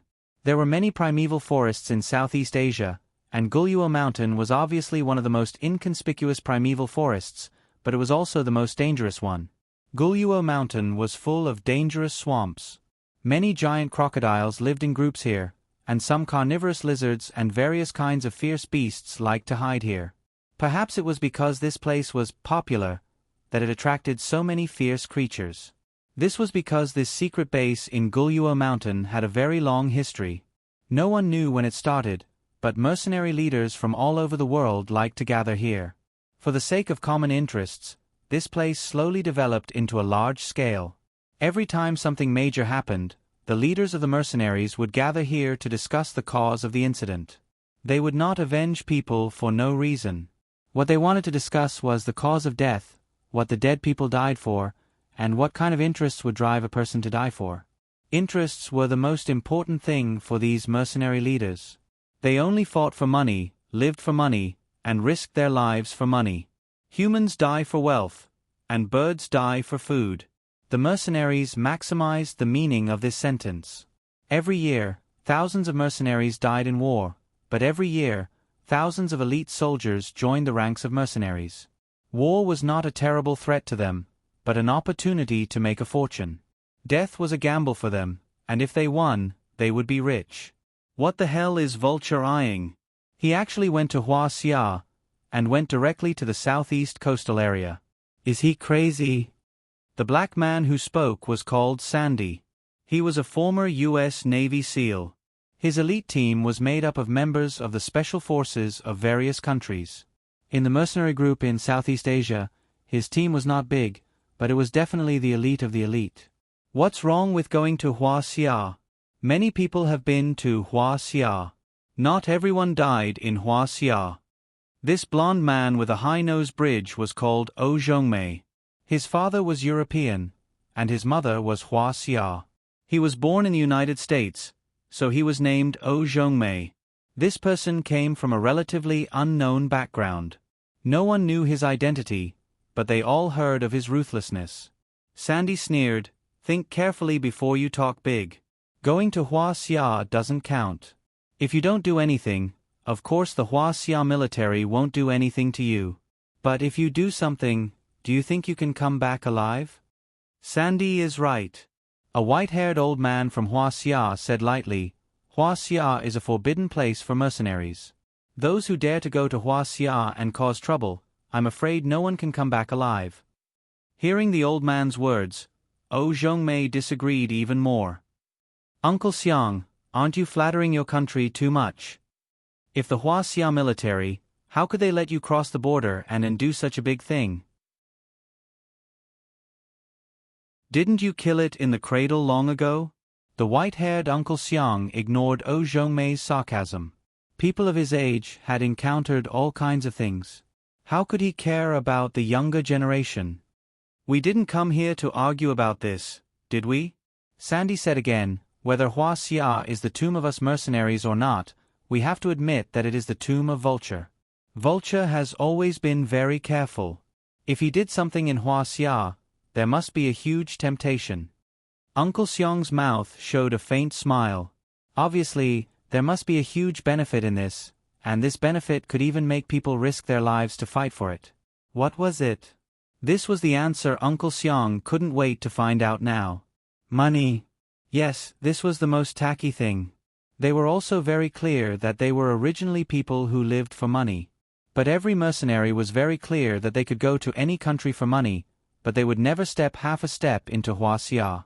Not to mention the southeast coastal areas like Huaxia and Suang. Even in the border areas of Southeast Asia, they didn't dare to easily offend them. It was not that there were no mercenaries who had offended Hua Xia. It could be said that there were some every year, but in the end, none of them were able to walk out of the Huaxia border alive. Hua Xia's military had a saying, "Those who offend China, however far they are, will be killed." This was not a joke. Mercenaries were doing this dangerous job for money. If they fought, they had to fight a battle that they were confident in. Otherwise, if they died, there would be no place to spend the money. Therefore, only a fool would offend Hua Xia's territory. Other than money, what else did mercenaries want? It was nothing more than power, supreme power. Power could let them take a dominant position in many things and have the right to speak in many places. Although these people could sit together and discuss things today, if they were for their own masters tomorrow, they could fight to the death. But after entering Gu Luo Mountain, all mercenary groups had to put aside their resentment. This was the rule of this place. You could choose not to come, but you had to abide by it. Vulture can't be doing it for money. Among so many of us, he is the most cautious person. Sandy analyzed, if I'm not wrong, he must be doing it for some power or status. If it's purely for money, he won't be stupid enough to go to Huaxia to cause trouble. Europeans and Americans seemed to have some racial discrimination. They had always looked down on Sandy, who was black. You're guessing without any investigation. Do you think you're a prophet? Humph. As far as I know, Vulture went to Huaxia because someone went to Huaxia. And that person was One Eye, who took away Vulture's job in Southeast Asia. The leaders of more than a dozen mercenary groups all quieted down.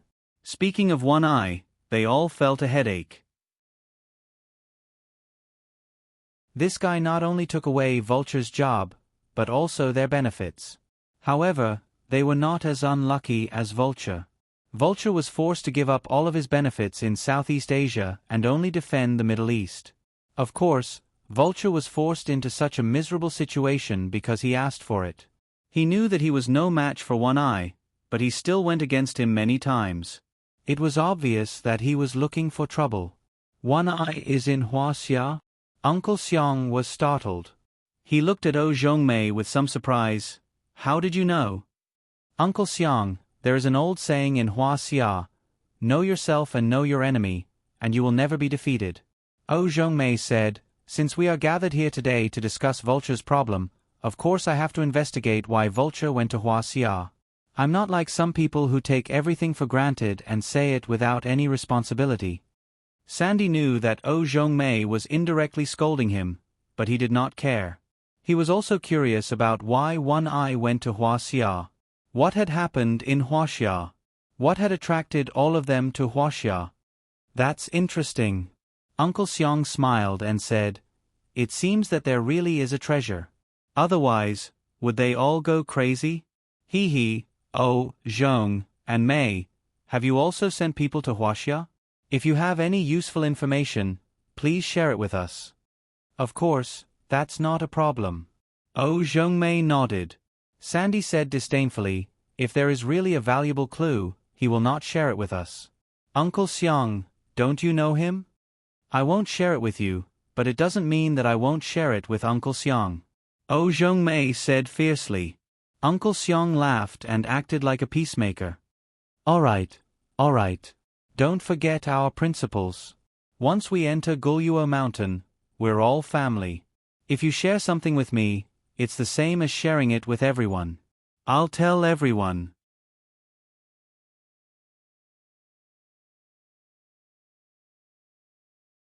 Chapter 1811. Both O Zhongmei and Sandy were unwilling to embarrass Uncle Xiong. After all, Uncle Xiong was definitely a legendary figure in the mercenary world. The 3 tigers under him seemed to be from Huaxia's special forces. Their situation was similar to that of One Eye. They had suffered something and could not bear it, so they fled the army. These 3 tigers basically did not fight much. It seemed that Uncle Xiong did not let the 3 of them stay by his side to fight often. However, as long as they came forward to solve the problem, there was never a problem that they could not solve. No one who had seen the 3 of them in action was still alive in this world. As for Uncle Xiong's identity, no one knew. They only knew that he might be the only legend so far who could escape the siege of Hua Xia's special forces and the border police team and come to Southeast Asia. No one knew what he did in Hua Xia, but what he did in Southeast Asia was amazing. To put it bluntly, he was simply a local tyrant. Unlike mercenaries like them, Uncle Xiang no longer worked for others. He had his own business and sometimes hired other mercenary groups to work for him. Therefore, although Uncle Xiang looked a little older, in this gathering place of mercenary leaders, no one dared to not give him face. Uncle Xiang, after One Eye appeared, you judged that he was definitely someone from Hua Xia's mysterious special operations group after he did a few things. Zhongmei said, and you also said that the people of Hua Xia's special operations group are absolutely loyal to the country and the people. They must have suffered some kind of huge psychological shock when they betrayed the country, right? Uncle Xiang nodded.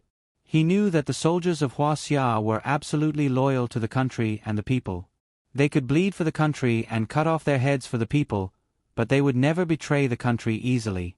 If they did, it would be an impulsive act caused by a huge psychological blow.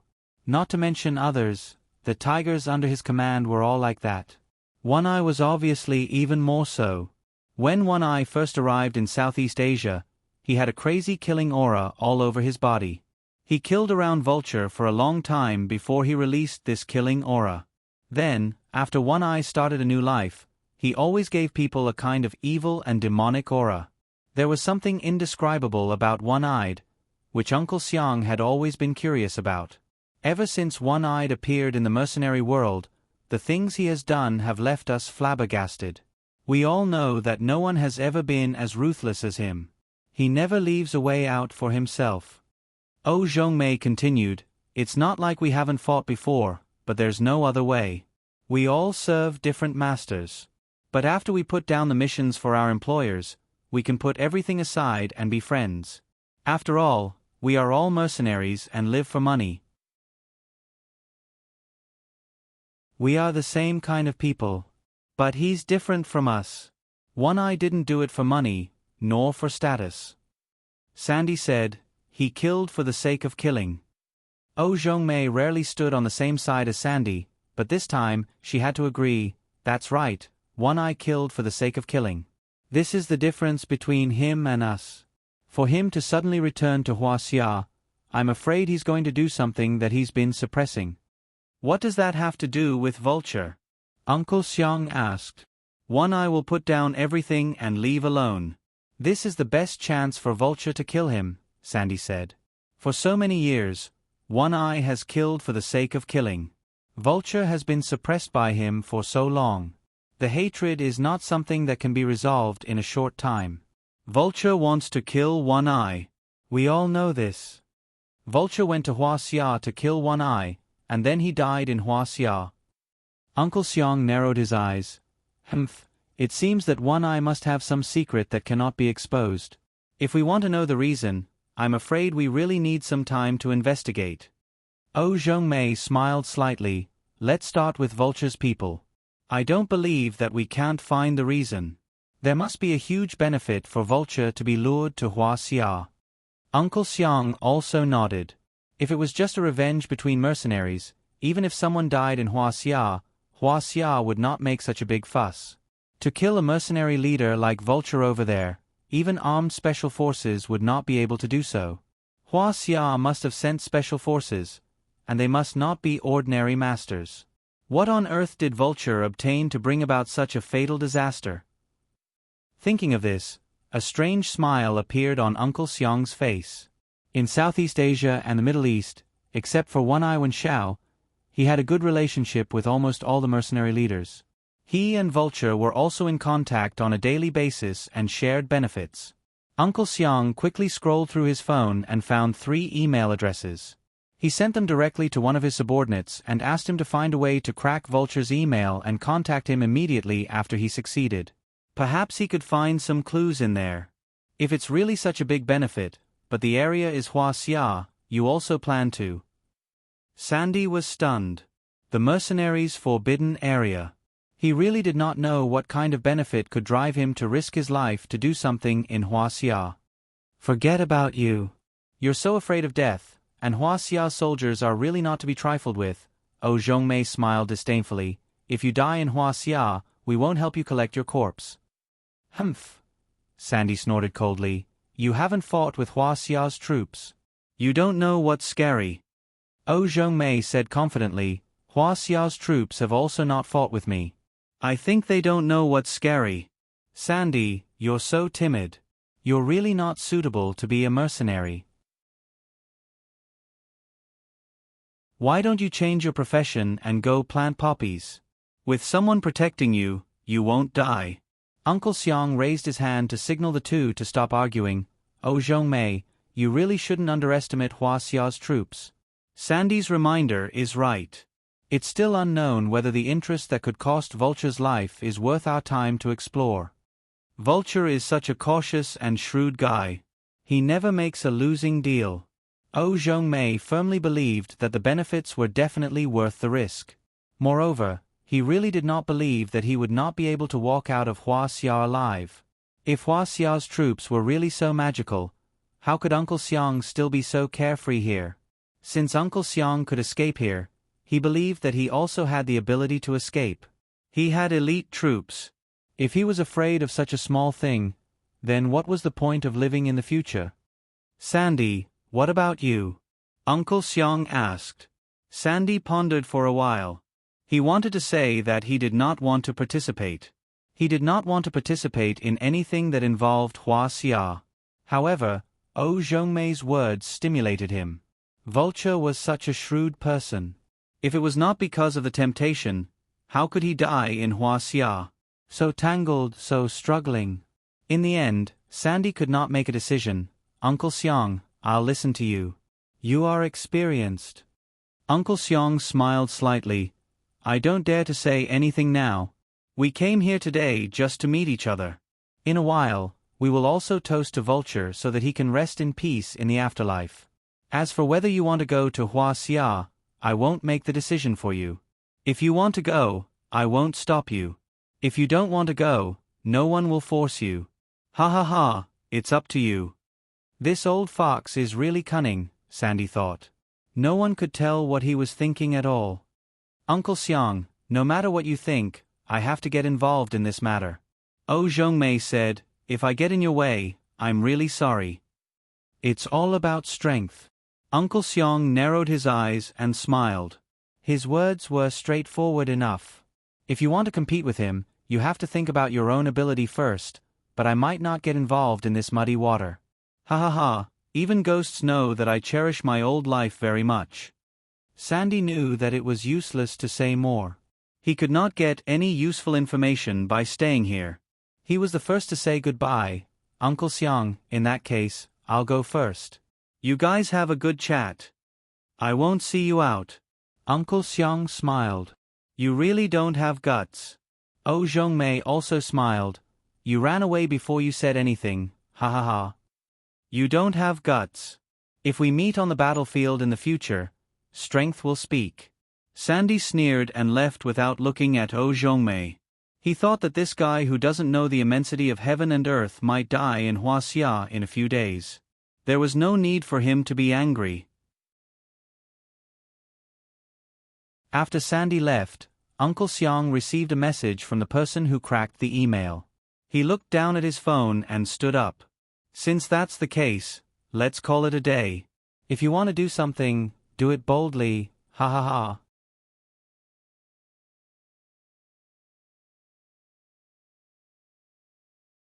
Chapter 1812. Wan Shao used all kinds of methods and racked his brains to find all the emails about Vulture that he could find. However, Matthew didn't find any time mail in any of the emails. This result made Su Yun's little heart, which was suspended in the air, fall back down. It seemed that Han Zhan's judgment was correct. This was just a lie made up by a dying man to scare them. Su Yun sighed with emotion that he was lucky that he didn't fall into the trap. If he really let Vulture go, it would be too late for him to regret it. However, by then, regret would be meaningless.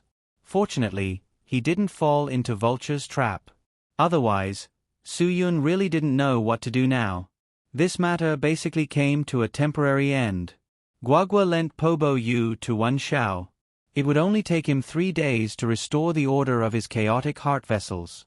However, Guagua didn't have that much time to wait for the end of these 3 days. Han Zhan also received the order to return to the brigade as soon as possible after receiving Guagua and Yu Meiren. Just like that, Guagua had no choice but to leave in advance, and Pobo Yu was left to Su Yun to deal with the aftermath. Guagua no longer needed to understand how much trouble this thing would cause. Just a vulture had almost taken the lives of Sister Chou Yen and her in Suong. Guagua did not want anyone to know her identity anymore. Su Yun was also clear that the farther Guagua was from Pobo Yu, the safer it would be. It was definitely the safest choice for Han Zhan to take them away. Time passed quickly. Wan Xiao soon recovered physically and mentally under the nourishment of Pobo Yu. The lost strength started to gather in his dantian and filled his whole body bit by bit. In less than 3 days, Wan Xiao felt that he had recovered completely. All this was done in secret. Even Zhua Lengyue didn't know that Su Yun had really brought Pobo Yu back. Anyway, she didn't care about Wan Zhao's life or death. Therefore, she didn't care about this matter at all. Wan Zhao's physical condition improved bit by bit, and he was able to focus more and more. But when everything was flourishing, Wan Xiao suddenly thought of another matter. "Boss, I seem to have forgotten that Vulture has a regular email address." Wan Zhao's words were like a sudden clap of thunder. Although it was a bit sudden, Su Yun could accept it in the end. After all, Matthew had cracked so many emails, and there was nothing of value in them. Without the so-called pre-stored emails from Vulture, he believed that there would be nothing in this email, right? If there was, then the 3 days had already passed and it would be too late to say anything. Su Yun frowned, but his mentality was still good. He believed that he would not be so unlucky. Why didn't I think of it before? This email address is used by a joint organization of foreign mercenaries. All the mercenary leaders have a mailbox to contact this organization. Wan Xiao said, "The founder of this organization is called Uncle Xiang. He said that although mercenaries are hired by others most of the time, when there is no conflict between sides, mercenaries should be a family. Therefore, this organization was formed. Vulture and I are both members of this organization, but our relationship is too bad. Therefore, even though we are in the same organization, we don't have much contact. So I ignored this matter. It just occurred to me that we all have a convenient email address in this organization." Wan Xiao said as he quickly browsed through the memos on his mobile phone. Soon, he found an email address. After reading the email, he confirmed that there was indeed an email address of Vulture that had not been cracked. Su Yun did not hesitate. He immediately sent it to Matthew and asked Matthew to crack it as soon as possible. Matthew did not disappoint and cracked it quickly. The message was immediately sent to Su Yun. "The email has been cracked. There is a video recording in the draft box." It recorded Vulture's discovery when he came to Hua Xia. That's right, it was about the discovery of Pobo Yu. After seeing this video, Su Yun felt as if he had been struck by lightning. Wan Xiao wanted to slap his own mouth. Why didn't he think of this email address earlier? Matthew could hear Su Yun's shock on the phone. He did not know how to comfort him. "Brother Yun, things may not be as bad as you think. Although there is this email, there is no set time for it to be sent. It was not sent at all." "Does this mean that no one knows?" Su Yun was overjoyed. "It was not sent out, so more people did not know." Matthew said lightly, "There is just one more bad news. Before I cracked this email address, someone else had hacked it. In other words, I am afraid that there are still people who know about this." Su Yun's heart turned cold again. "I have completely destroyed this email address. No one will see the contents inside." Matthew said, "The only thing to worry about is the person who hacked the email address. According to my investigation, the person who hacked the email address is located in Southeast Asia. This is all I can do for you." Wan Xiao punched the wall in annoyance. The person in Southeast Asia had hacked Vulture's email address. Vulture's email address was only a contact mailbox for the mercenary organization. In other words, The person who hacked Vulture's email address must be someone from the mercenary organization. It was someone from the organization who hacked the email address. It must be someone from the organization. Wen Xiao said with his eyes wide open. Su Yun was somewhat angry at Wen Xiao for not thinking of this email address earlier. He pushed Wen Xiao against the wall. What were you doing earlier? Why didn't you think of it 2 days ago? Wen Xiao, do you have any other ideas? Say it.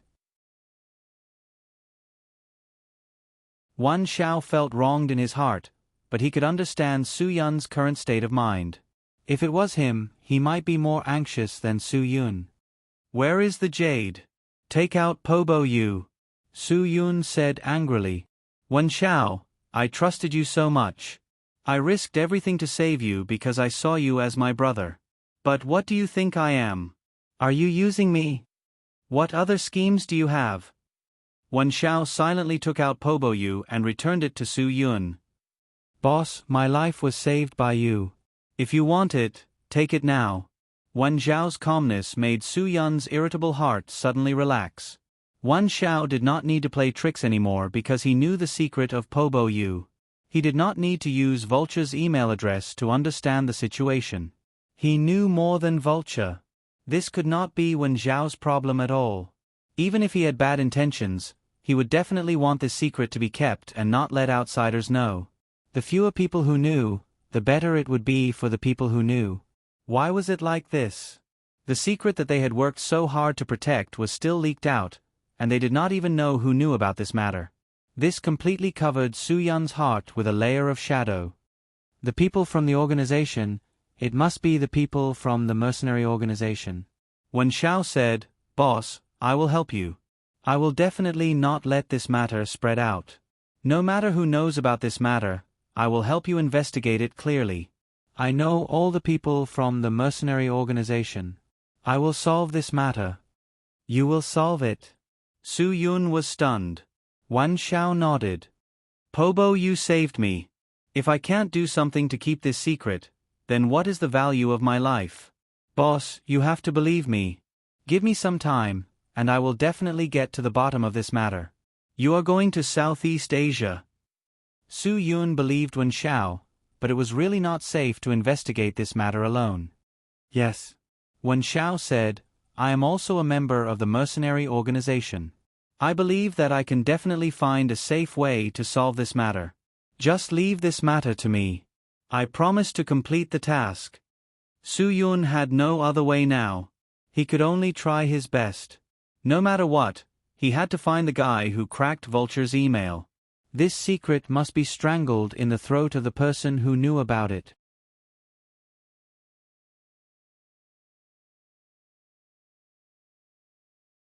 Chapter 1813. This matter was too risky.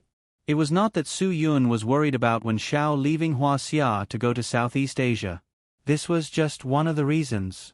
After all, Wen Xiao knew the secret of the whole matter, and his identity and background could not be considered clean. Originally, when he recovered, Su Yun planned to take him back to the brigade to be dealt with. Su Yun was more worried about Wen Xiao's current situation.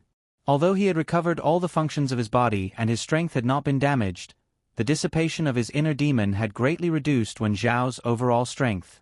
After all, he had been relying on the power of his inner demon before. Now that Wen Xiao's inner demon had been destroyed, he would not be able to rely on the power of his inner demon in the future. His strength would naturally be greatly reduced compared to before. In Southeast Asia, mercenaries were everywhere and the water was very deep. Wen Xiao's notoriety was so well known that it was difficult to guarantee his own safety. You'd better not be impulsive in this matter. Su Yun said lightly, Everything can be done slowly. I'm afraid we won't get the results we want if we act rashly. Wen Xiao was startled and seemed to suddenly think of his identity and situation. Boss, if you don't trust me, then I understand. I'm just too anxious. I really don't want things to be so bad because of me. If possible, I just want to do everything I can. Lin Guo glared at Wen Xiao. Can't you tell the good from the bad? My brother doesn't trust you? He's afraid that if you go there alone, you won't even know how you died. Foreign mercenaries, a group of vicious wolves who smell profit like prey. But how can you catch a tiger cub without entering the tiger's den? Wen Xiao asked back. Except for me, no one is more suitable to sneak into the mercenaries because they all know that I am a mercenary who betrayed the country, so they trust me more. And if anyone else goes, they won't even have the most basic trust. Then how are you going to do it? Su Yun seemed to have realized the problem raised by Wen Xiao. Indeed, the person who cracked the mailbox must be a mercenary force in Southeast Asia. If they wanted to investigate, they would have to go deep into Southeast Asia. Lin Gu also realized that this matter could only be solved by Wen Xiao. Brother, I'm afraid he's the only one who can solve this matter. No matter who we are, we can't easily enter the Southeast Asian mercenary circle and gain their trust. Su Yun had naturally considered this problem, but apart from this point, was there no other better way? It seemed like there was really no other way. Boss, I know this is a difficult decision for you, Wen Xiao said, and with my current situation, you should send me back to the brigade to be dealt with. I'm not trying to persuade you not to follow the brigade's procedures. I'm just afraid that we don't have enough time. If you apply for the brigade and only let me leave the country after getting approval, I'm worried that the news will spread during this period of time. Then things will become even more serious. Brother, he's right. We have to make a prompt decision and directly cut it off from a farther place. This way, we can better prevent the situation from worsening. Lin Gu also became nervous. This is like a cancer. The problem must be solved before it spreads. Once it spreads, everything will be too late. Boss, make the decision. I really won't let you down. I will be careful. Wen Xiao said urgently. Brother, let him try. We don't have any better ideas now. Lin Gu was also anxious. If we delay any longer, everything will be too late. Su Yun was silent for a while and finally made a decision. Wen Xiao, prepare to leave the country immediately. Remember to keep in touch with us. Once there is any danger, your personal safety must be the first. You must remember at all times that you are our only clue in that place. You must protect yourself. Yes. Wen Xiao accepted the order. Lin Gu, go with Wen Xiao. Cooperate with him in secret as much as possible. Unless it is absolutely necessary, do not let the mercenaries outside the border know of your existence. Su Yun ordered again. Once the situation is critical, you must make the right choice. If something happens to Wen Xiao and you cannot protect him, you must protect yourself. Do you understand what I mean? Understood. Don't make meaningless sacrifices. Lin Gu said sternly. Su Yun nodded. You two are crossing the border. The border police probably won't be able to stop you. Be careful on the road. Prepare to leave now. Text me when you choose the crossing point. Also, leave me a clue after you cross the border. I need to report to the main team before I can support you. Brother, you are too serious. Have you forgotten that you are not one of them now? They can't do anything to you even if you don't report to them. Lin Gu said. I can imagine it even with my toes. After you report this decision to Wan Guangxiao, he will definitely scold you. He will say that you didn't think things through. That guy is heartless. How can you say that to the leader? Hurry up and do what you need to do. Su Yun finally gave the order. After the two of them packed up, Lin Gu didn't even have time to say goodbye to Feng Ye and explain. He directly drove away from Qingdao with Wen Xiao. After the two of them left, Su Yun tightly held the Pe Boyu in his hand. This thing, he had to put it in a place where only Guagua could find it. It seemed that before he went to Yanjing, he had to make a detour back to Hadong. Su Yun took out a photo of Guagua from the drawer in his room. This was the first photo Guagua took after she arrived at the Dragon Brigade. It was sent to him urgently the next day. Su Yun picked up a pen and solemnly wrote a line of words behind the photo. He believed that with Guagua's intelligence, she would definitely be able to see the clues behind this line of words. This way, Su Yun was relieved. Even if he was in any danger or special situation, Guagua would be able to find Peibo Yu based on the content behind the photo. Moreover, even if outsiders saw it, they probably wouldn't understand the meaning behind it.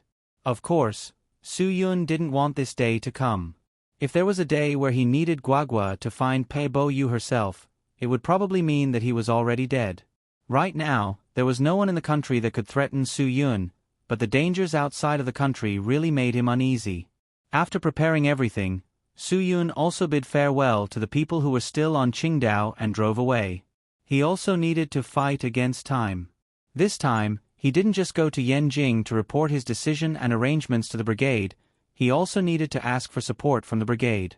Right now, the mercenaries outside of the country were well equipped, and they were all elite soldiers from various countries. Their strength couldn't be underestimated. If he only relied on his scattered strength, it would be very difficult to fight against them. Therefore, Su Yun wanted to get support. This way, he would be more confident in his heart. These mercenaries in the mercenary organization were definitely not the watchdogs of the poppy flower yard. They were much, much more dangerous. Generally speaking, these mercenaries weren't something that ordinary drug lords could afford to hire all year round. Their fees for a battle were quite high. In some places, only the country could afford to pay this kind of money. Su Yun knew very well that they were on a completely different level compared to the mercenaries in the drug manufacturing factory that he had burned down in the past. He could tell just by looking at Vulture's skills. Even that time, Su Yun relied on the cooperation of his brothers to easily solve the problem. This time, if he didn't have the help of his brothers, he would really feel that it was very troublesome. He hoped that Leader Wan could give him a way out and give him a chance to ask for help this time. No matter what, Su Yun had to keep Guagua's secret. If it was small, it was to not cause trouble for themselves. If it was big, it was for the stability of the whole society. The impact of this matter would be very big. Su Yun believed that Leader Wan would also understand. Therefore, he decided to go to Yanjing for help.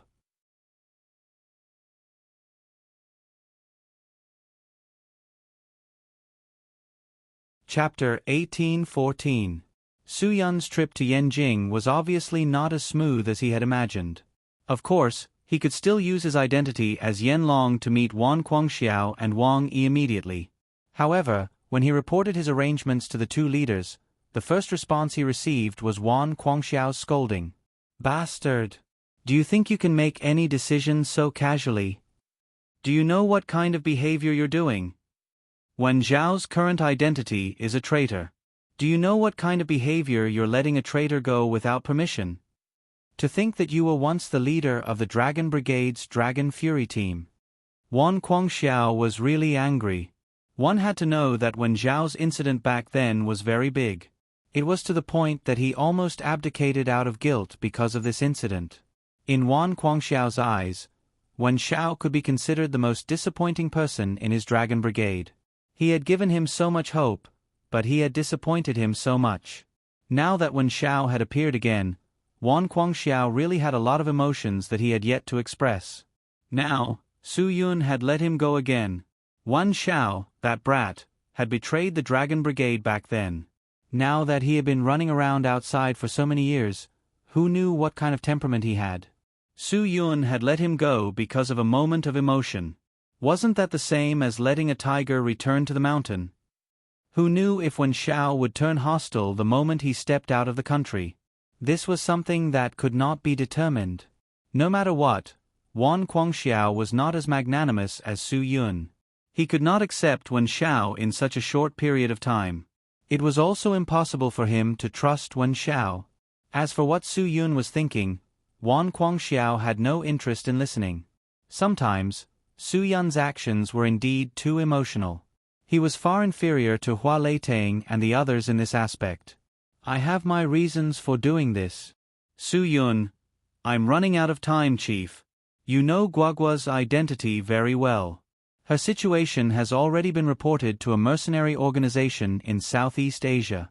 If we don't stop it early, the news will spread even more. This is what Matthew found from the internet. It can't be wrong.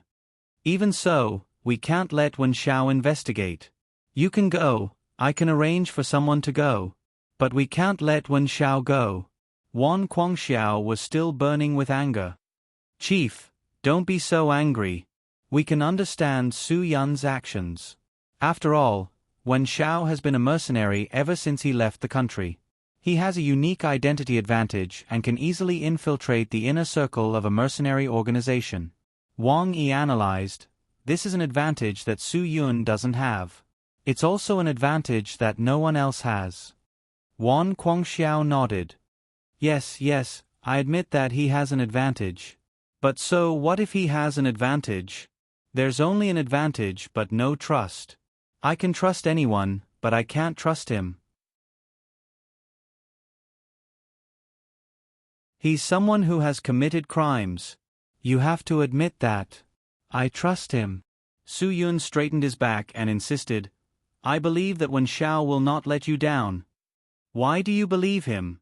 Wan Guangxiao sneered. Just based on one sentence? Just based on what you think in your heart? Just based on his promise to you? Yes, Su Yun said. Wan Guangxiao was a little helpless.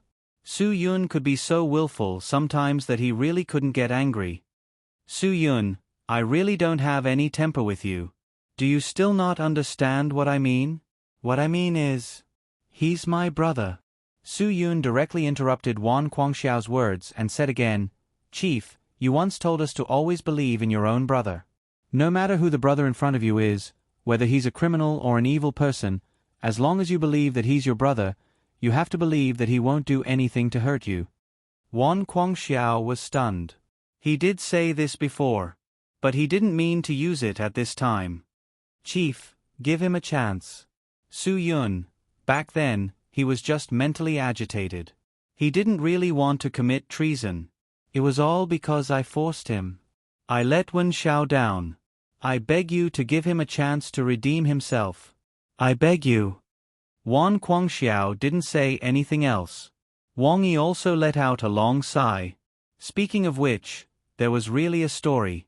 What happened to Wan Xiao back then was really a pity. He was such a good seedling, but he was unexpectedly lost. Back then, he was also heartbroken for many days. He didn't even want to eat or drink. Wan Guangxiao raised his hand and pressed his temple with his thumb. It seemed that this matter was giving him a headache. Old Wang, how do you think this matter should be handled? Maybe, we should really give him a chance, Wang Yi said lightly. Wan Guangxiao was stunned. To be honest, he really didn't expect Wang Yi to answer so matter-of-factly. This made him very surprised, very surprised. Have you thought about it with your brain? Don't think that it's the right thing to do just because it's your favorite disciple who wants to do it. To be honest, I really don't know what to think about this matter. But I'm willing to believe in Su Yun's judgment. Just like what he said, because they're brothers. They understand each other better. Wang Yi said frankly, if I were in your shoes, I might not choose to believe Wen Xiao. But, in the current situation, do we have a choice? He has already released them.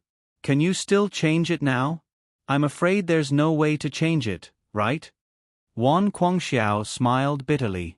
Yes, the matter had already reached this point. He really couldn't change it.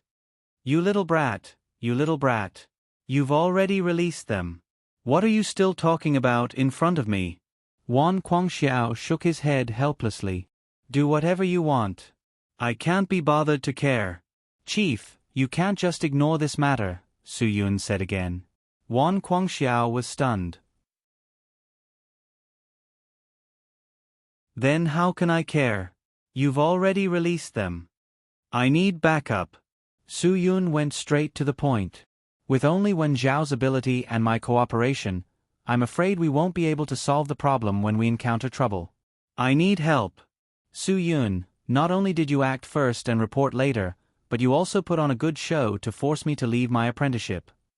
Wan Guangxiao said, You know I don't believe Wen Xiao. Now you want me to send people for you. What if Wen Xiao betrays you? How many people will I lose? I don't even dare to calculate this account. Tell me, what do you want me to do? Su Yun was still firm in his purpose. You don't believe Wen Xiao, but you believe me. Since I dared to come here to borrow people from you, I definitely have the ability to bring them back. You also have people under your command. Why don't you ask Zhua Lengyue to help you? Wan Guangxiao said, with just a call from her, the people who come are more powerful than us. Because I only trust my brothers, Su Yun said. Wan Guangxiao was satisfied with Su Yun's answer. He shook his head helplessly. You bastard, you've got me, haven't you? I've already asked you to get out, but you still have the cheek to borrow people from me. Alas. It's because you didn't remove my name. Su Yun scratched his head and smiled. Chief, I'll thank you first. I haven't agreed yet. What are you thanking me for? Wan Guangxiao stared and sighed helplessly. Wang Yi just smiled and said nothing. Su Yun, this guy was really good.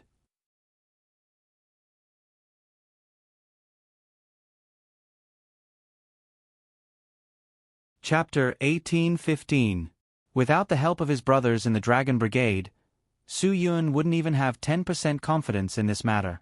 With the help of his brothers, his confidence in this matter soared to more than 50%. This was the reason why Su Yun had to look for Wan Guangxiao. In the end, Wan Guangxiao couldn't win against Su Yun's pleas. Moreover, he didn't want Guagua, a compound-type person, to get into such big trouble. There was also that brat Wen Xiao. After this matter was over, he still wanted his people to capture that brat and let him reflect on the bastard things he had done. Considering all kinds of reasons, Wan Guangxiao had to agree to Su Yun's request. He couldn't just watch as Su Yun did such a dangerous thing by himself. After all, it was definitely not a good idea to provoke those foreign mercenaries. Hua Xia was also very familiar with the background of those foreign mercenaries.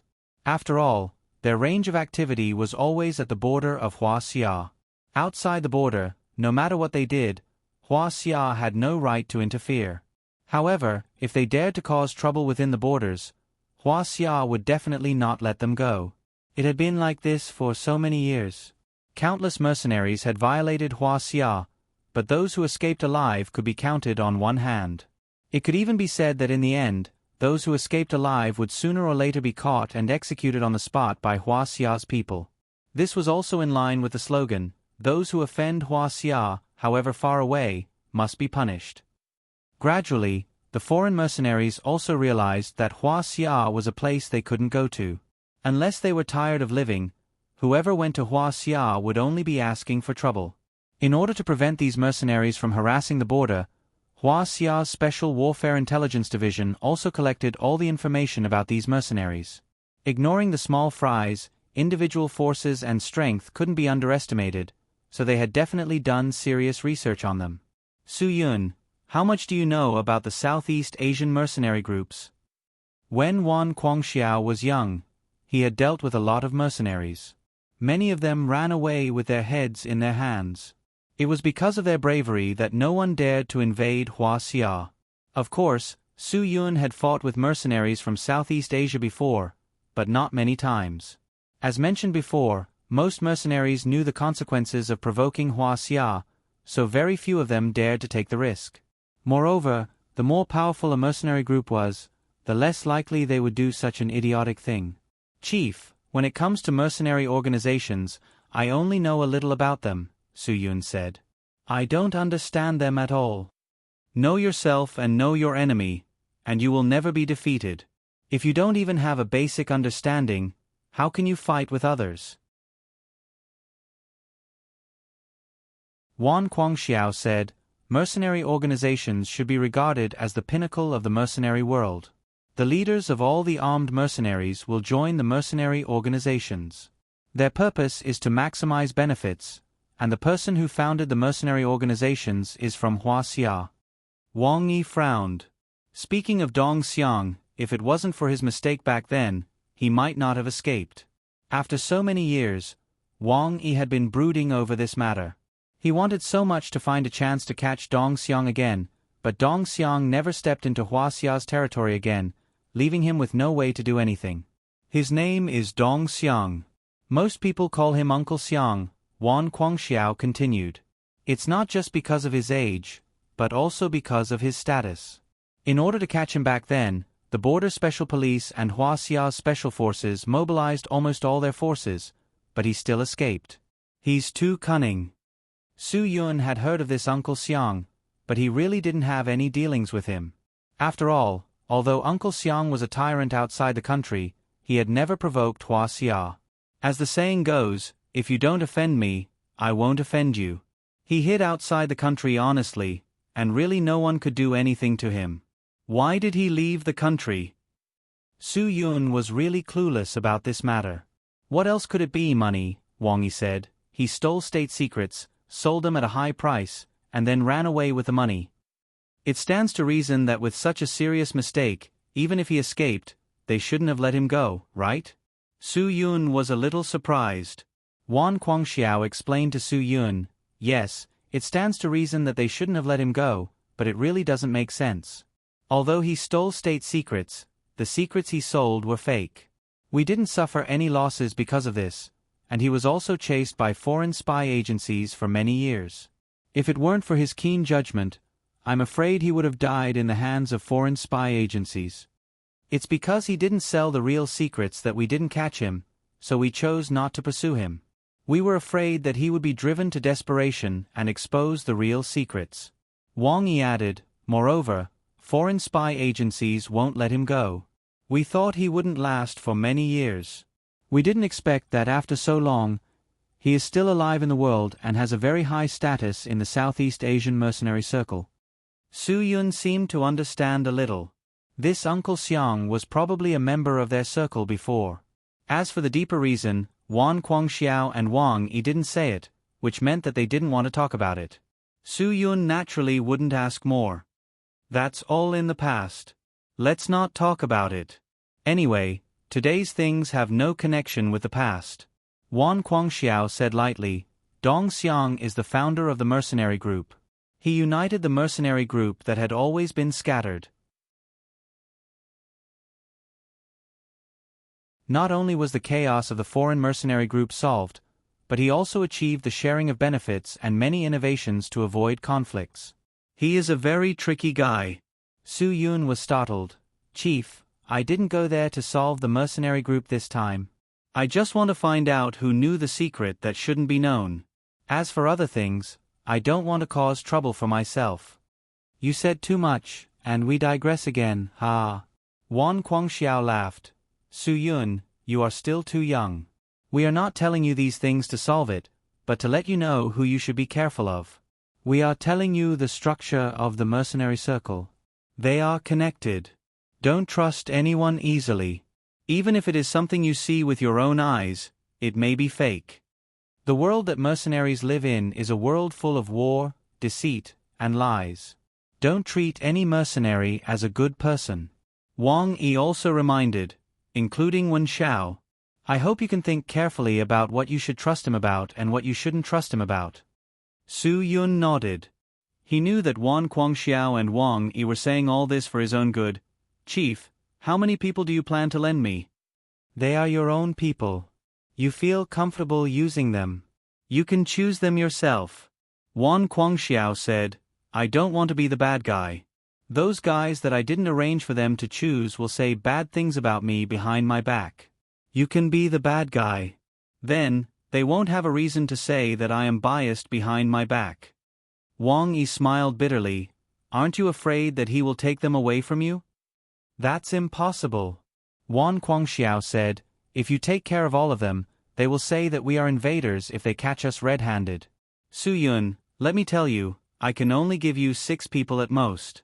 You can't choose one more. For such a small matter, I can give you 6 people. Isn't that enough? Su Yun nodded vigorously. It was not a small number. 6 brothers were enough. After all, he still had 2 helpers, Lin Gu and Wen Xiao. Including him, the 9 of them were enough to complete any dangerous task. That's enough. Thank you, Chief. Hurry up and choose people. Then take the people you choose and leave. Wan Guangxiao said, time waits for no man. Don't be late. It's the best time. Yes. I promise to complete the task. Su Yun saluted, then turned and ran to find Hua Leiteng. He had made up his mind about the 6 people.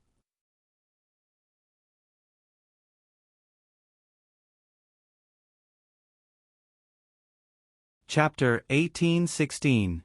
Although Lin Gu and Wan Xiao both admired Su Yun, they didn't have much interaction with each other. Lin Ji's time in the Dragon Brigade was very short. At that time, Wan Xiao hadn't joined yet. Wan Xiao was only brought into the Dragon Brigade when he was almost 10 years old. At that time, Lin Gu had already left. Along the way, the two of them didn't have much in common. Occasionally, Lin Gu would ask, "Can you still hold it in? If you can, I won't stop in this service area." If Wan Xiao nodded, Lin Gu wouldn't say anything else. He would continue to step on the accelerator and head south. If Wan Xiao said that it was best to stop to go to the bathroom and buy some water and food, Lin Gu would say, "Do you have a kidney deficiency? You can't hold it in anymore after holding it in for a while?" Lin Ji's words weren't meant to be a joke. He hated Wan Xiao. He didn't hide it on the surface. Wan Xiao had almost taken Su Yun's life and caused such a mess. Of course, he didn't have a good impression of Wan Xiao. If Lin Gu was given a second choice, Lin Gu definitely wouldn't choose to work with Wan Xiao. Unfortunately, they didn't have a second choice. Other than working with Wan Xiao, Lin Gu had no other choice. "If you don't like me, then don't work with me. I can handle it myself." Wan Xiao didn't talk to Lin Gu much along the way. Suddenly, he said this out of the blue. Seeing that the car was about to enter Nanyun territory, Lin Gu was a little unhappy. Lin Gu twisted his neck. "Are you treating me like a chauffeur? I'm not here just to work with you. I'm also here to keep an eye on you. My brother has a big heart and trusts you, but I don't. Who knows what you'll do after you leave the border? If I didn't keep an eye on you, I wouldn't have any confidence. You can choose not to believe me, but let me tell you, if I wanted to do something to you, you wouldn't even be able to walk 5 kilometers out of the country before you'd be caught." Wan Xiao was also somewhat displeased with Lin Ji's attitude. "I've been scared since I was young. Don't make it sound like I've never been to the borders of Southeast Asia. That place is indeed dangerous, but it's not to the point where I, Lin Gu, can't even find a place to stand." Lin Gu said, "Don't worry about me, just worry about yourself. You'd better remember what you should say and what you shouldn't say." Wan Zhao's face was cold. "How do you plan to cooperate with me? You don't have to worry about that." Lin Ji's reply was quite relaxed. "Since I agreed to do this, I can guarantee that you will always be under my surveillance. Aren't you afraid of biting your tongue by saying such big words?" Wan Xiao didn't care about Lin Ji's confidence at all. "When the time comes, don't waste my energy to cover for you. Hide yourself well, and when I need you, I'll naturally look for you." Lin Gu immediately rejected. "Don't give me orders. Don't forget, the boss asked you to cooperate with me." Wan Xiao realized that the relationship between the two of them had to be resolved before they entered the country. If it was unclear like this, neither of them would submit to the other. Once they encountered a situation where they couldn't communicate in time, it would be a very troublesome matter for them. Therefore, even if they were to fall out now, Wan Xiao had to make this matter clear. "Don't flatter yourself. That's because my brother is too embarrassed to make things clear." Lin Gu impatiently waved his hand. "Can we still cooperate or not? If we can't cooperate, you should have said it earlier. I'll bring you back now. You can try and bring me back. Let's see who can afford to delay this time." Wan Xiao was also very impatient. Lin Ji's temper was blocked by this sentence. "Yes, it's me who can't afford to delay." "Then you have to make things clear." "I want to make things clear with you now." Wan Xiao said, "I'm telling you now seriously. What you see and hear after you leave the country may not be true. Even if you see it with your own eyes, you should think more before you act. Don't ruin all my plans because of your impulsiveness." "Your plans? Have you ever told me about it? I don't even know what your plans are. How do you want me to cooperate with you?" Lin Gu was unhappy. "My plans were also improvised on the way. You didn't ask, so how can I tell you? Moreover, you still can't believe me. What can I do even if I tell you? Wen Xiao said, You're not in my plans. You can do whatever you want. I'm just warning you. Don't be impulsive. It's that simple. Lin Gu was so angry that he lost his temper. This guy really ignored his existence. Wen Xiao, if you're really a man, don't beat around the bush. I said it so directly. How can I beat around the bush? Do you really want me to stay out of it? Lin Gu glared. Don't forget that this matter was entrusted to us by my brother. Wen Xiao tried to calm himself down. Lin Gu, if you want to interfere in this matter, then let's discuss it. Otherwise, we can't do it together. Okay. Discuss it well. Lin Gu heard Wen Xiao's tone was slightly calm. He also took a step back. If he continued to talk aggressively, there would definitely be no results. Wen Xiao took a deep breath. We must have principles and basics when we cooperate. The basics are very simple. After leaving the country, you must listen to me for everything. Is this a discussion? Lin Gu wanted to flare up when he heard this. You're basically ordering me, right? No, listen to my explanation. Wen Xiao hurriedly said, afraid of causing a bigger misunderstanding. I mean, I know more about the things outside the country than you do. I also know those people better than you, so I can make a more accurate judgment than you. Do you understand what I mean?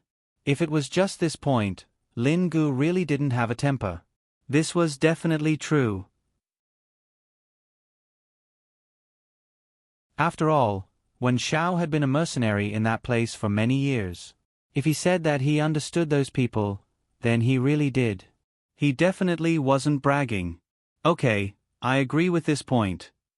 Lin Gu said. No matter what decision I make, I must have my reasons. I hope you can understand me and cooperate with me. It's really not an order. I'm asking you to cooperate with me and help me. Do you feel better if I say this? Wen Xiao said. Lin Gu waved his hand. Don't say that I'm so narrow-minded. As long as your decision is reasonable, I will definitely cooperate. But I also have my principles. If I know it's a trap, I definitely won't jump. What do you mean? Wen Xiao was stunned. What if you're tricking me? Lin Gu said. I'll be honest. I don't trust you 100%. If you do something that makes me feel suspicious, I won't cooperate with you anymore. Do you understand what I mean? Wen Xiao nodded. He knew that Lin Gu was warning him not to play any tricks. I understand. If I play any tricks, I'll be waiting for you to deal with me at any time. I didn't say such unpleasant words. Lin Gu said. But that's really what I mean. If it's settled, we'll be on our way. This time, we'll go straight to the border. Remember to send the coordinates to the boss. I'll cross the border one step ahead of you. You'll take care of the rest. The coordinates, clues, markings, all of it. Wen Xiao said. This way you can trust me more. Lin Gu didn't refute. That's really the case. If you can agree to let me do this alone, then I'm very willing. But after you cross the border, remember to keep the communication open at all times. Don't let me not contact you for a long time. If that happens, I'll really be suspicious. I'll find a way to get in touch with you within 24 hours. Wen Xiao said. This is my promise. If I don't do it, then you can treat it as if I'm dead. I can still treat it as if you've betrayed me. Lin Gu added. After that, he stepped on the accelerator and rushed to the last road at the border. The new journey was only a dozen kilometers away. The sky was gradually darkening. This was the best time for them to get rid of the border police.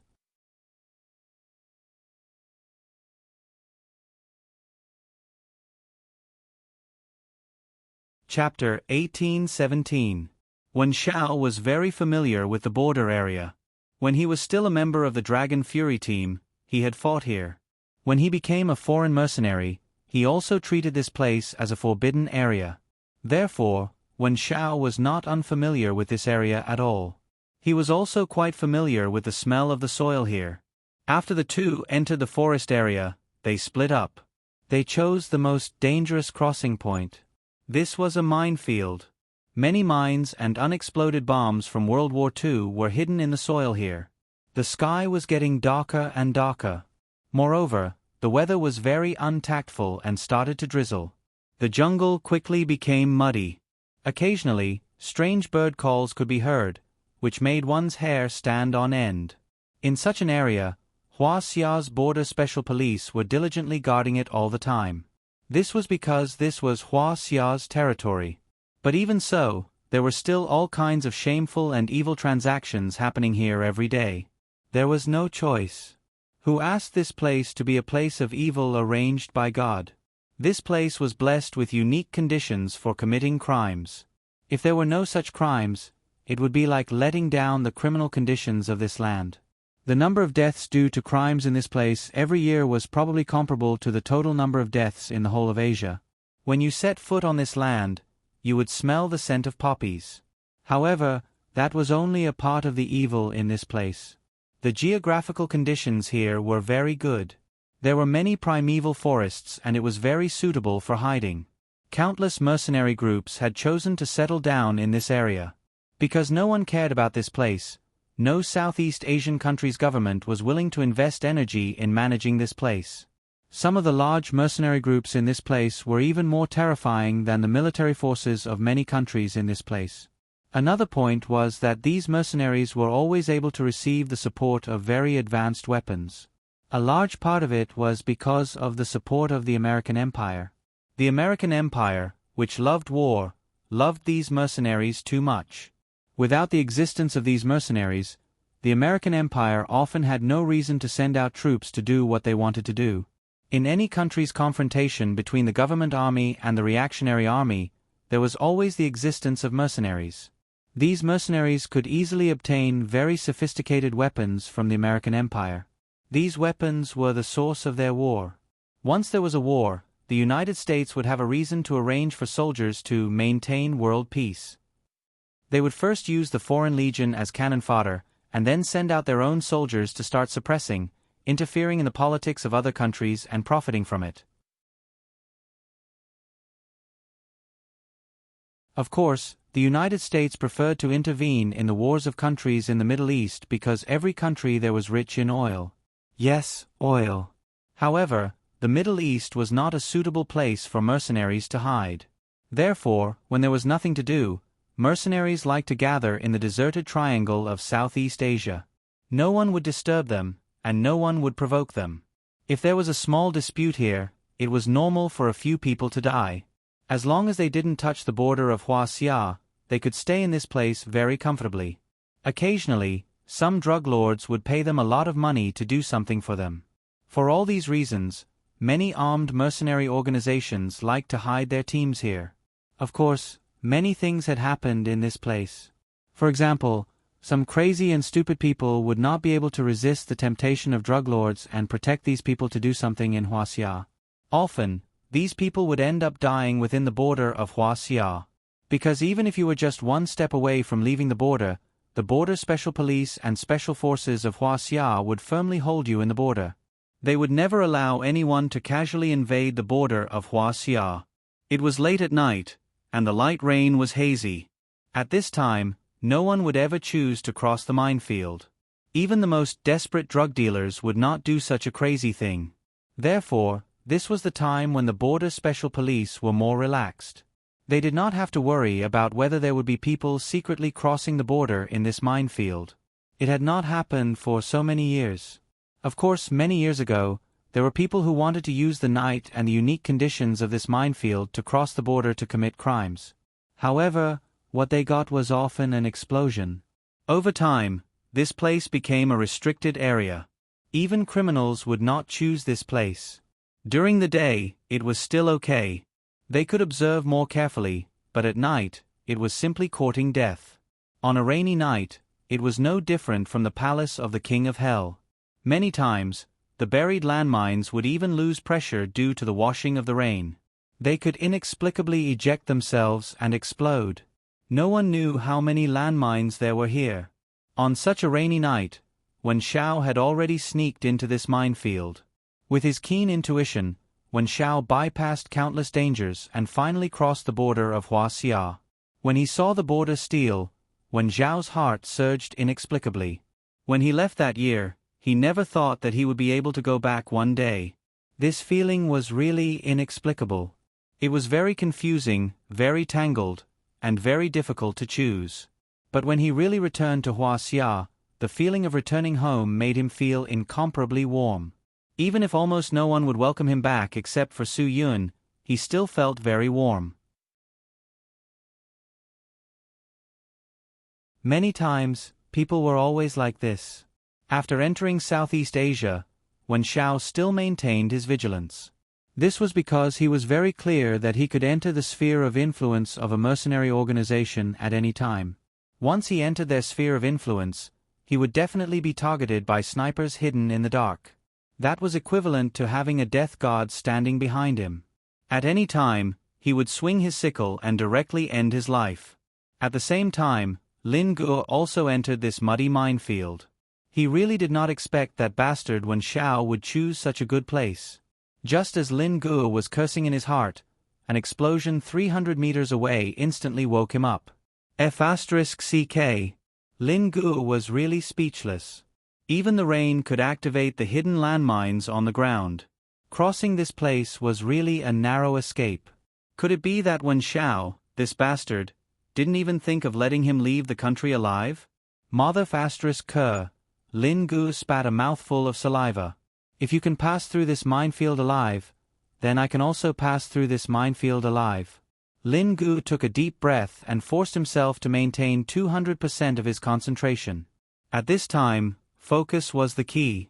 As long as you were focused enough, you would definitely be able to avoid those dangerous existences. Although it was a dark and rainy night, in Lin Ji's eyes, it was daytime and flat ground. After avoiding all the dangers, Lin Guo also safely crossed the border. After Lin Guo crossed the border, the first thing he did was to confirm the GPS signal and relay the location of their crossing to Su Yun. After that, Lin Guo was even more careful as he sneaked into the endless primitive forest.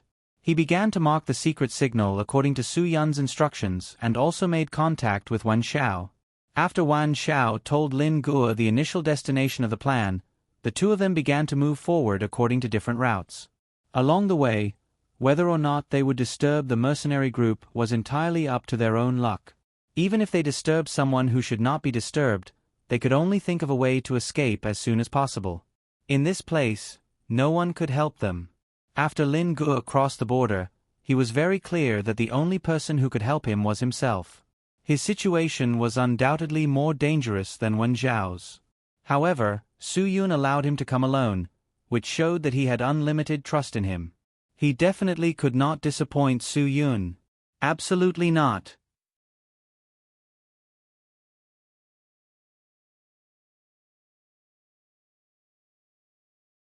Chapter 18:18. Wen Zhao's goal was very clear. The mercenary group was an alliance. These people could quickly gather together for the sake of benefits, but they could also split up very quickly because of benefits. Everything was dominated by benefits. The cohesiveness of a mercenary group was very strong, but it also had a fatal flaw. Wen Xiao was very clear about this. After all, he was also someone who once owned a mercenary group. Now, his group had already been torn apart because of his withdrawal. Everyone had made their own choices. Everyone had different ideas about who they should follow in order to gain the most benefits. Most of Wen Zhao's mercenaries at that time came from Vulture's group. Obviously, after defecting, no one would return. Even if these mercenaries joined other groups, it would be difficult for them to gain more trust. This was human nature. Unless they made a great contribution, they would only gain some recognition. A considerable number of Wen Zhao's mercenaries chose to look for Uncle Xiang after Wen Xiao left. A large part of the reason was that Uncle Xiang seemed easier to talk to. Moreover, Uncle Xiang's influence was one of the best among all the mercenary groups. If they joined Uncle Xiang's group, they would not be harassed by Vulture. Another reason was that Uncle Xiang and Wen Xiao were both Huaxia people. Compared to people from other countries, Hua Xia people seemed to pay more attention to so-called feelings. They all thought highly of this, and so they went to Uncle Xiang, hoping to be put in an important position and gain Uncle Xiang's trust. It was understandable that they would think this way, and it was very normal. Therefore, after Wan Zhao's new one-eyed mercenary group disappeared, Uncle Xiang's influence became even stronger. He had as many as 5 mercenary captains who could take charge of a group on their own. Among the hundreds of mercenary groups living in seclusion in Southeast Asia, that was definitely one of a kind. No one could compare to that. At that time, Vulture was rampant, and the only one who could take charge of a group was Red Eagle. The other one who could take charge of a group, Black Dog Barton, had chosen to leave with one eye to start another group. Now, Black Dog had joined Uncle Xiang's group. Uncle Xiang already had 3 ferocious tigers under his command. With the addition of Black Dog and Giant Clark, who had parted ways with the Night Leopard mercenary group due to a conflict of interest, Uncle Xiang was able to dominate this place with 5 great generals under his command. No one could go against him. Of the 5 people under him, any one of them had the ability to lead a team on their own. Black Dog and Giant clearly knew how difficult it was to start afresh. There were too many mercenary organizations now, and some of the smaller mercenary groups had even fallen into a half-dead state.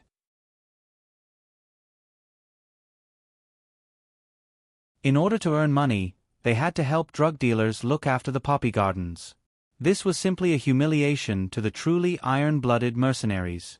They were mercenaries who relied on fighting, bleeding, and risking their lives to survive, not guys who guarded the house like security guards. Barton the Black Dog and Clark the Giant chose to join Uncle Xiang's team because of their bravery. They both hoped that they would be able to show off their masculinity in front of Uncle Xiang. They believed that one day, they would be able to gain Uncle Xiang's trust.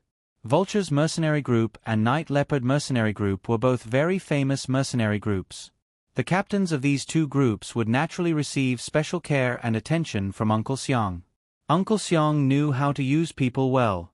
If he didn't have these captains who could take charge of an area on their own, then his position definitely wouldn't be so high. Why were the others afraid of him?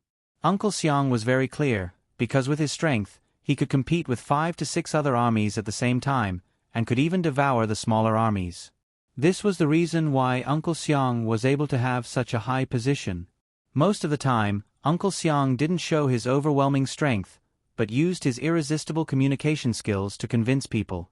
In the mercenary circle here, it was hard to find someone who didn't give Uncle Xiang face, and it was also hard to find someone who dared to go against Uncle Xiang. Wan Zhao's purpose of crossing the border was very clear.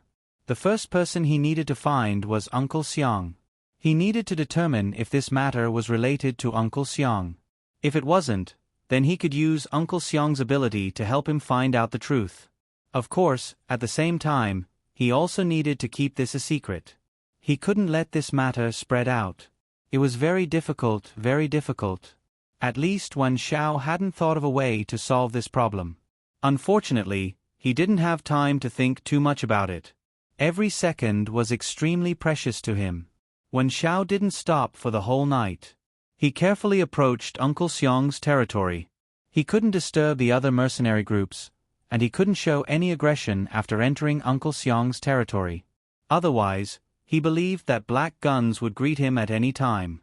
It took Wan Zhao a whole 7 hours to overcome many dangers and difficulties. When the sky was slightly bright, he was finally ordered to stop. A guy covered in tree bark and leaves stood up from the ground with a sniper rifle. He took out a pistol from his waist and put away the sniper rifle. "One eye?" the lurker asked tentatively. Wan Zhao slowly raised his hands and nodded. He was very careful with his movements because he was sure that other than this person, there must be other snipers aiming at him. Any subtle movement of his could be judged as an aggressive reaction by the other party. The lurker was obviously very surprised. One Eye's name was well known here, so he couldn't be wrong. "I'm here to see Uncle Xiang." Wan Zhao knew very well that he had entered Uncle Xiang's territory. He had to persuade them to let him see Uncle Xiang. "I have something very important to tell you. Didn't you leave the mercenary circle and return to Hua Xia?" The lurker was still on high alert because Black Dog Barton chose to bring people to Uncle Xiang because when Xiao left the mercenary circle and returned to Huaxia. Therefore, Uncle Xiang's men knew that One Eye had left the mercenary circle. Now that One Eye suddenly appeared, it was easy to arouse suspicion. Yes. When Xiao didn't deny it. But now I have something very important to tell Uncle Xiang. I hope you can help me tell him that I can stand here and wait for Uncle Xiang's reply. I believe that Uncle Xiang will see me. If he doesn't want to see me, I'll leave immediately and won't do anything to offend him. After that, when Xiao raised his voice, "Brothers, please don't misfire." The lurkers were stunned. They didn't know if their positions had been exposed, but they couldn't move. If they made the slightest movement, One Eye would definitely see through their positions. Since you're so sincere, we'll wait for a while. It's still early. It's hard to tell if Uncle Xiang has woken up yet. The lurker took out the walkie-talkie at his waist as he spoke. I have something important to tell Uncle Xiang. I have something important to tell Uncle Xiang. One Eye is here to see you. A reply quickly came from the walkie-talkie. Roger. Roger. A few minutes later, another reply came from the walkie-talkie. Bring One Eye in. Uncle Xiang wants to see him personally. Bring One Eye in. Uncle Xiang wants to see him personally. The lurker put away the gun in his hand and waved at Wen Xiao. Let's go. Uncle Xiang wants to see you. You don't have any weapons on you, right? You know the rules. Wen Xiao still raised his hands and walked forward. Please search me. The lurker patted Wen Xiao's body and patted his hands. It's good that you know the rules. Let's go. Uncle Xiang is waiting for you. You're tuning in to the Narrate and Escape YouTube channel. Don't forget to subscribe and join us on this journey to catch the most captivating stories.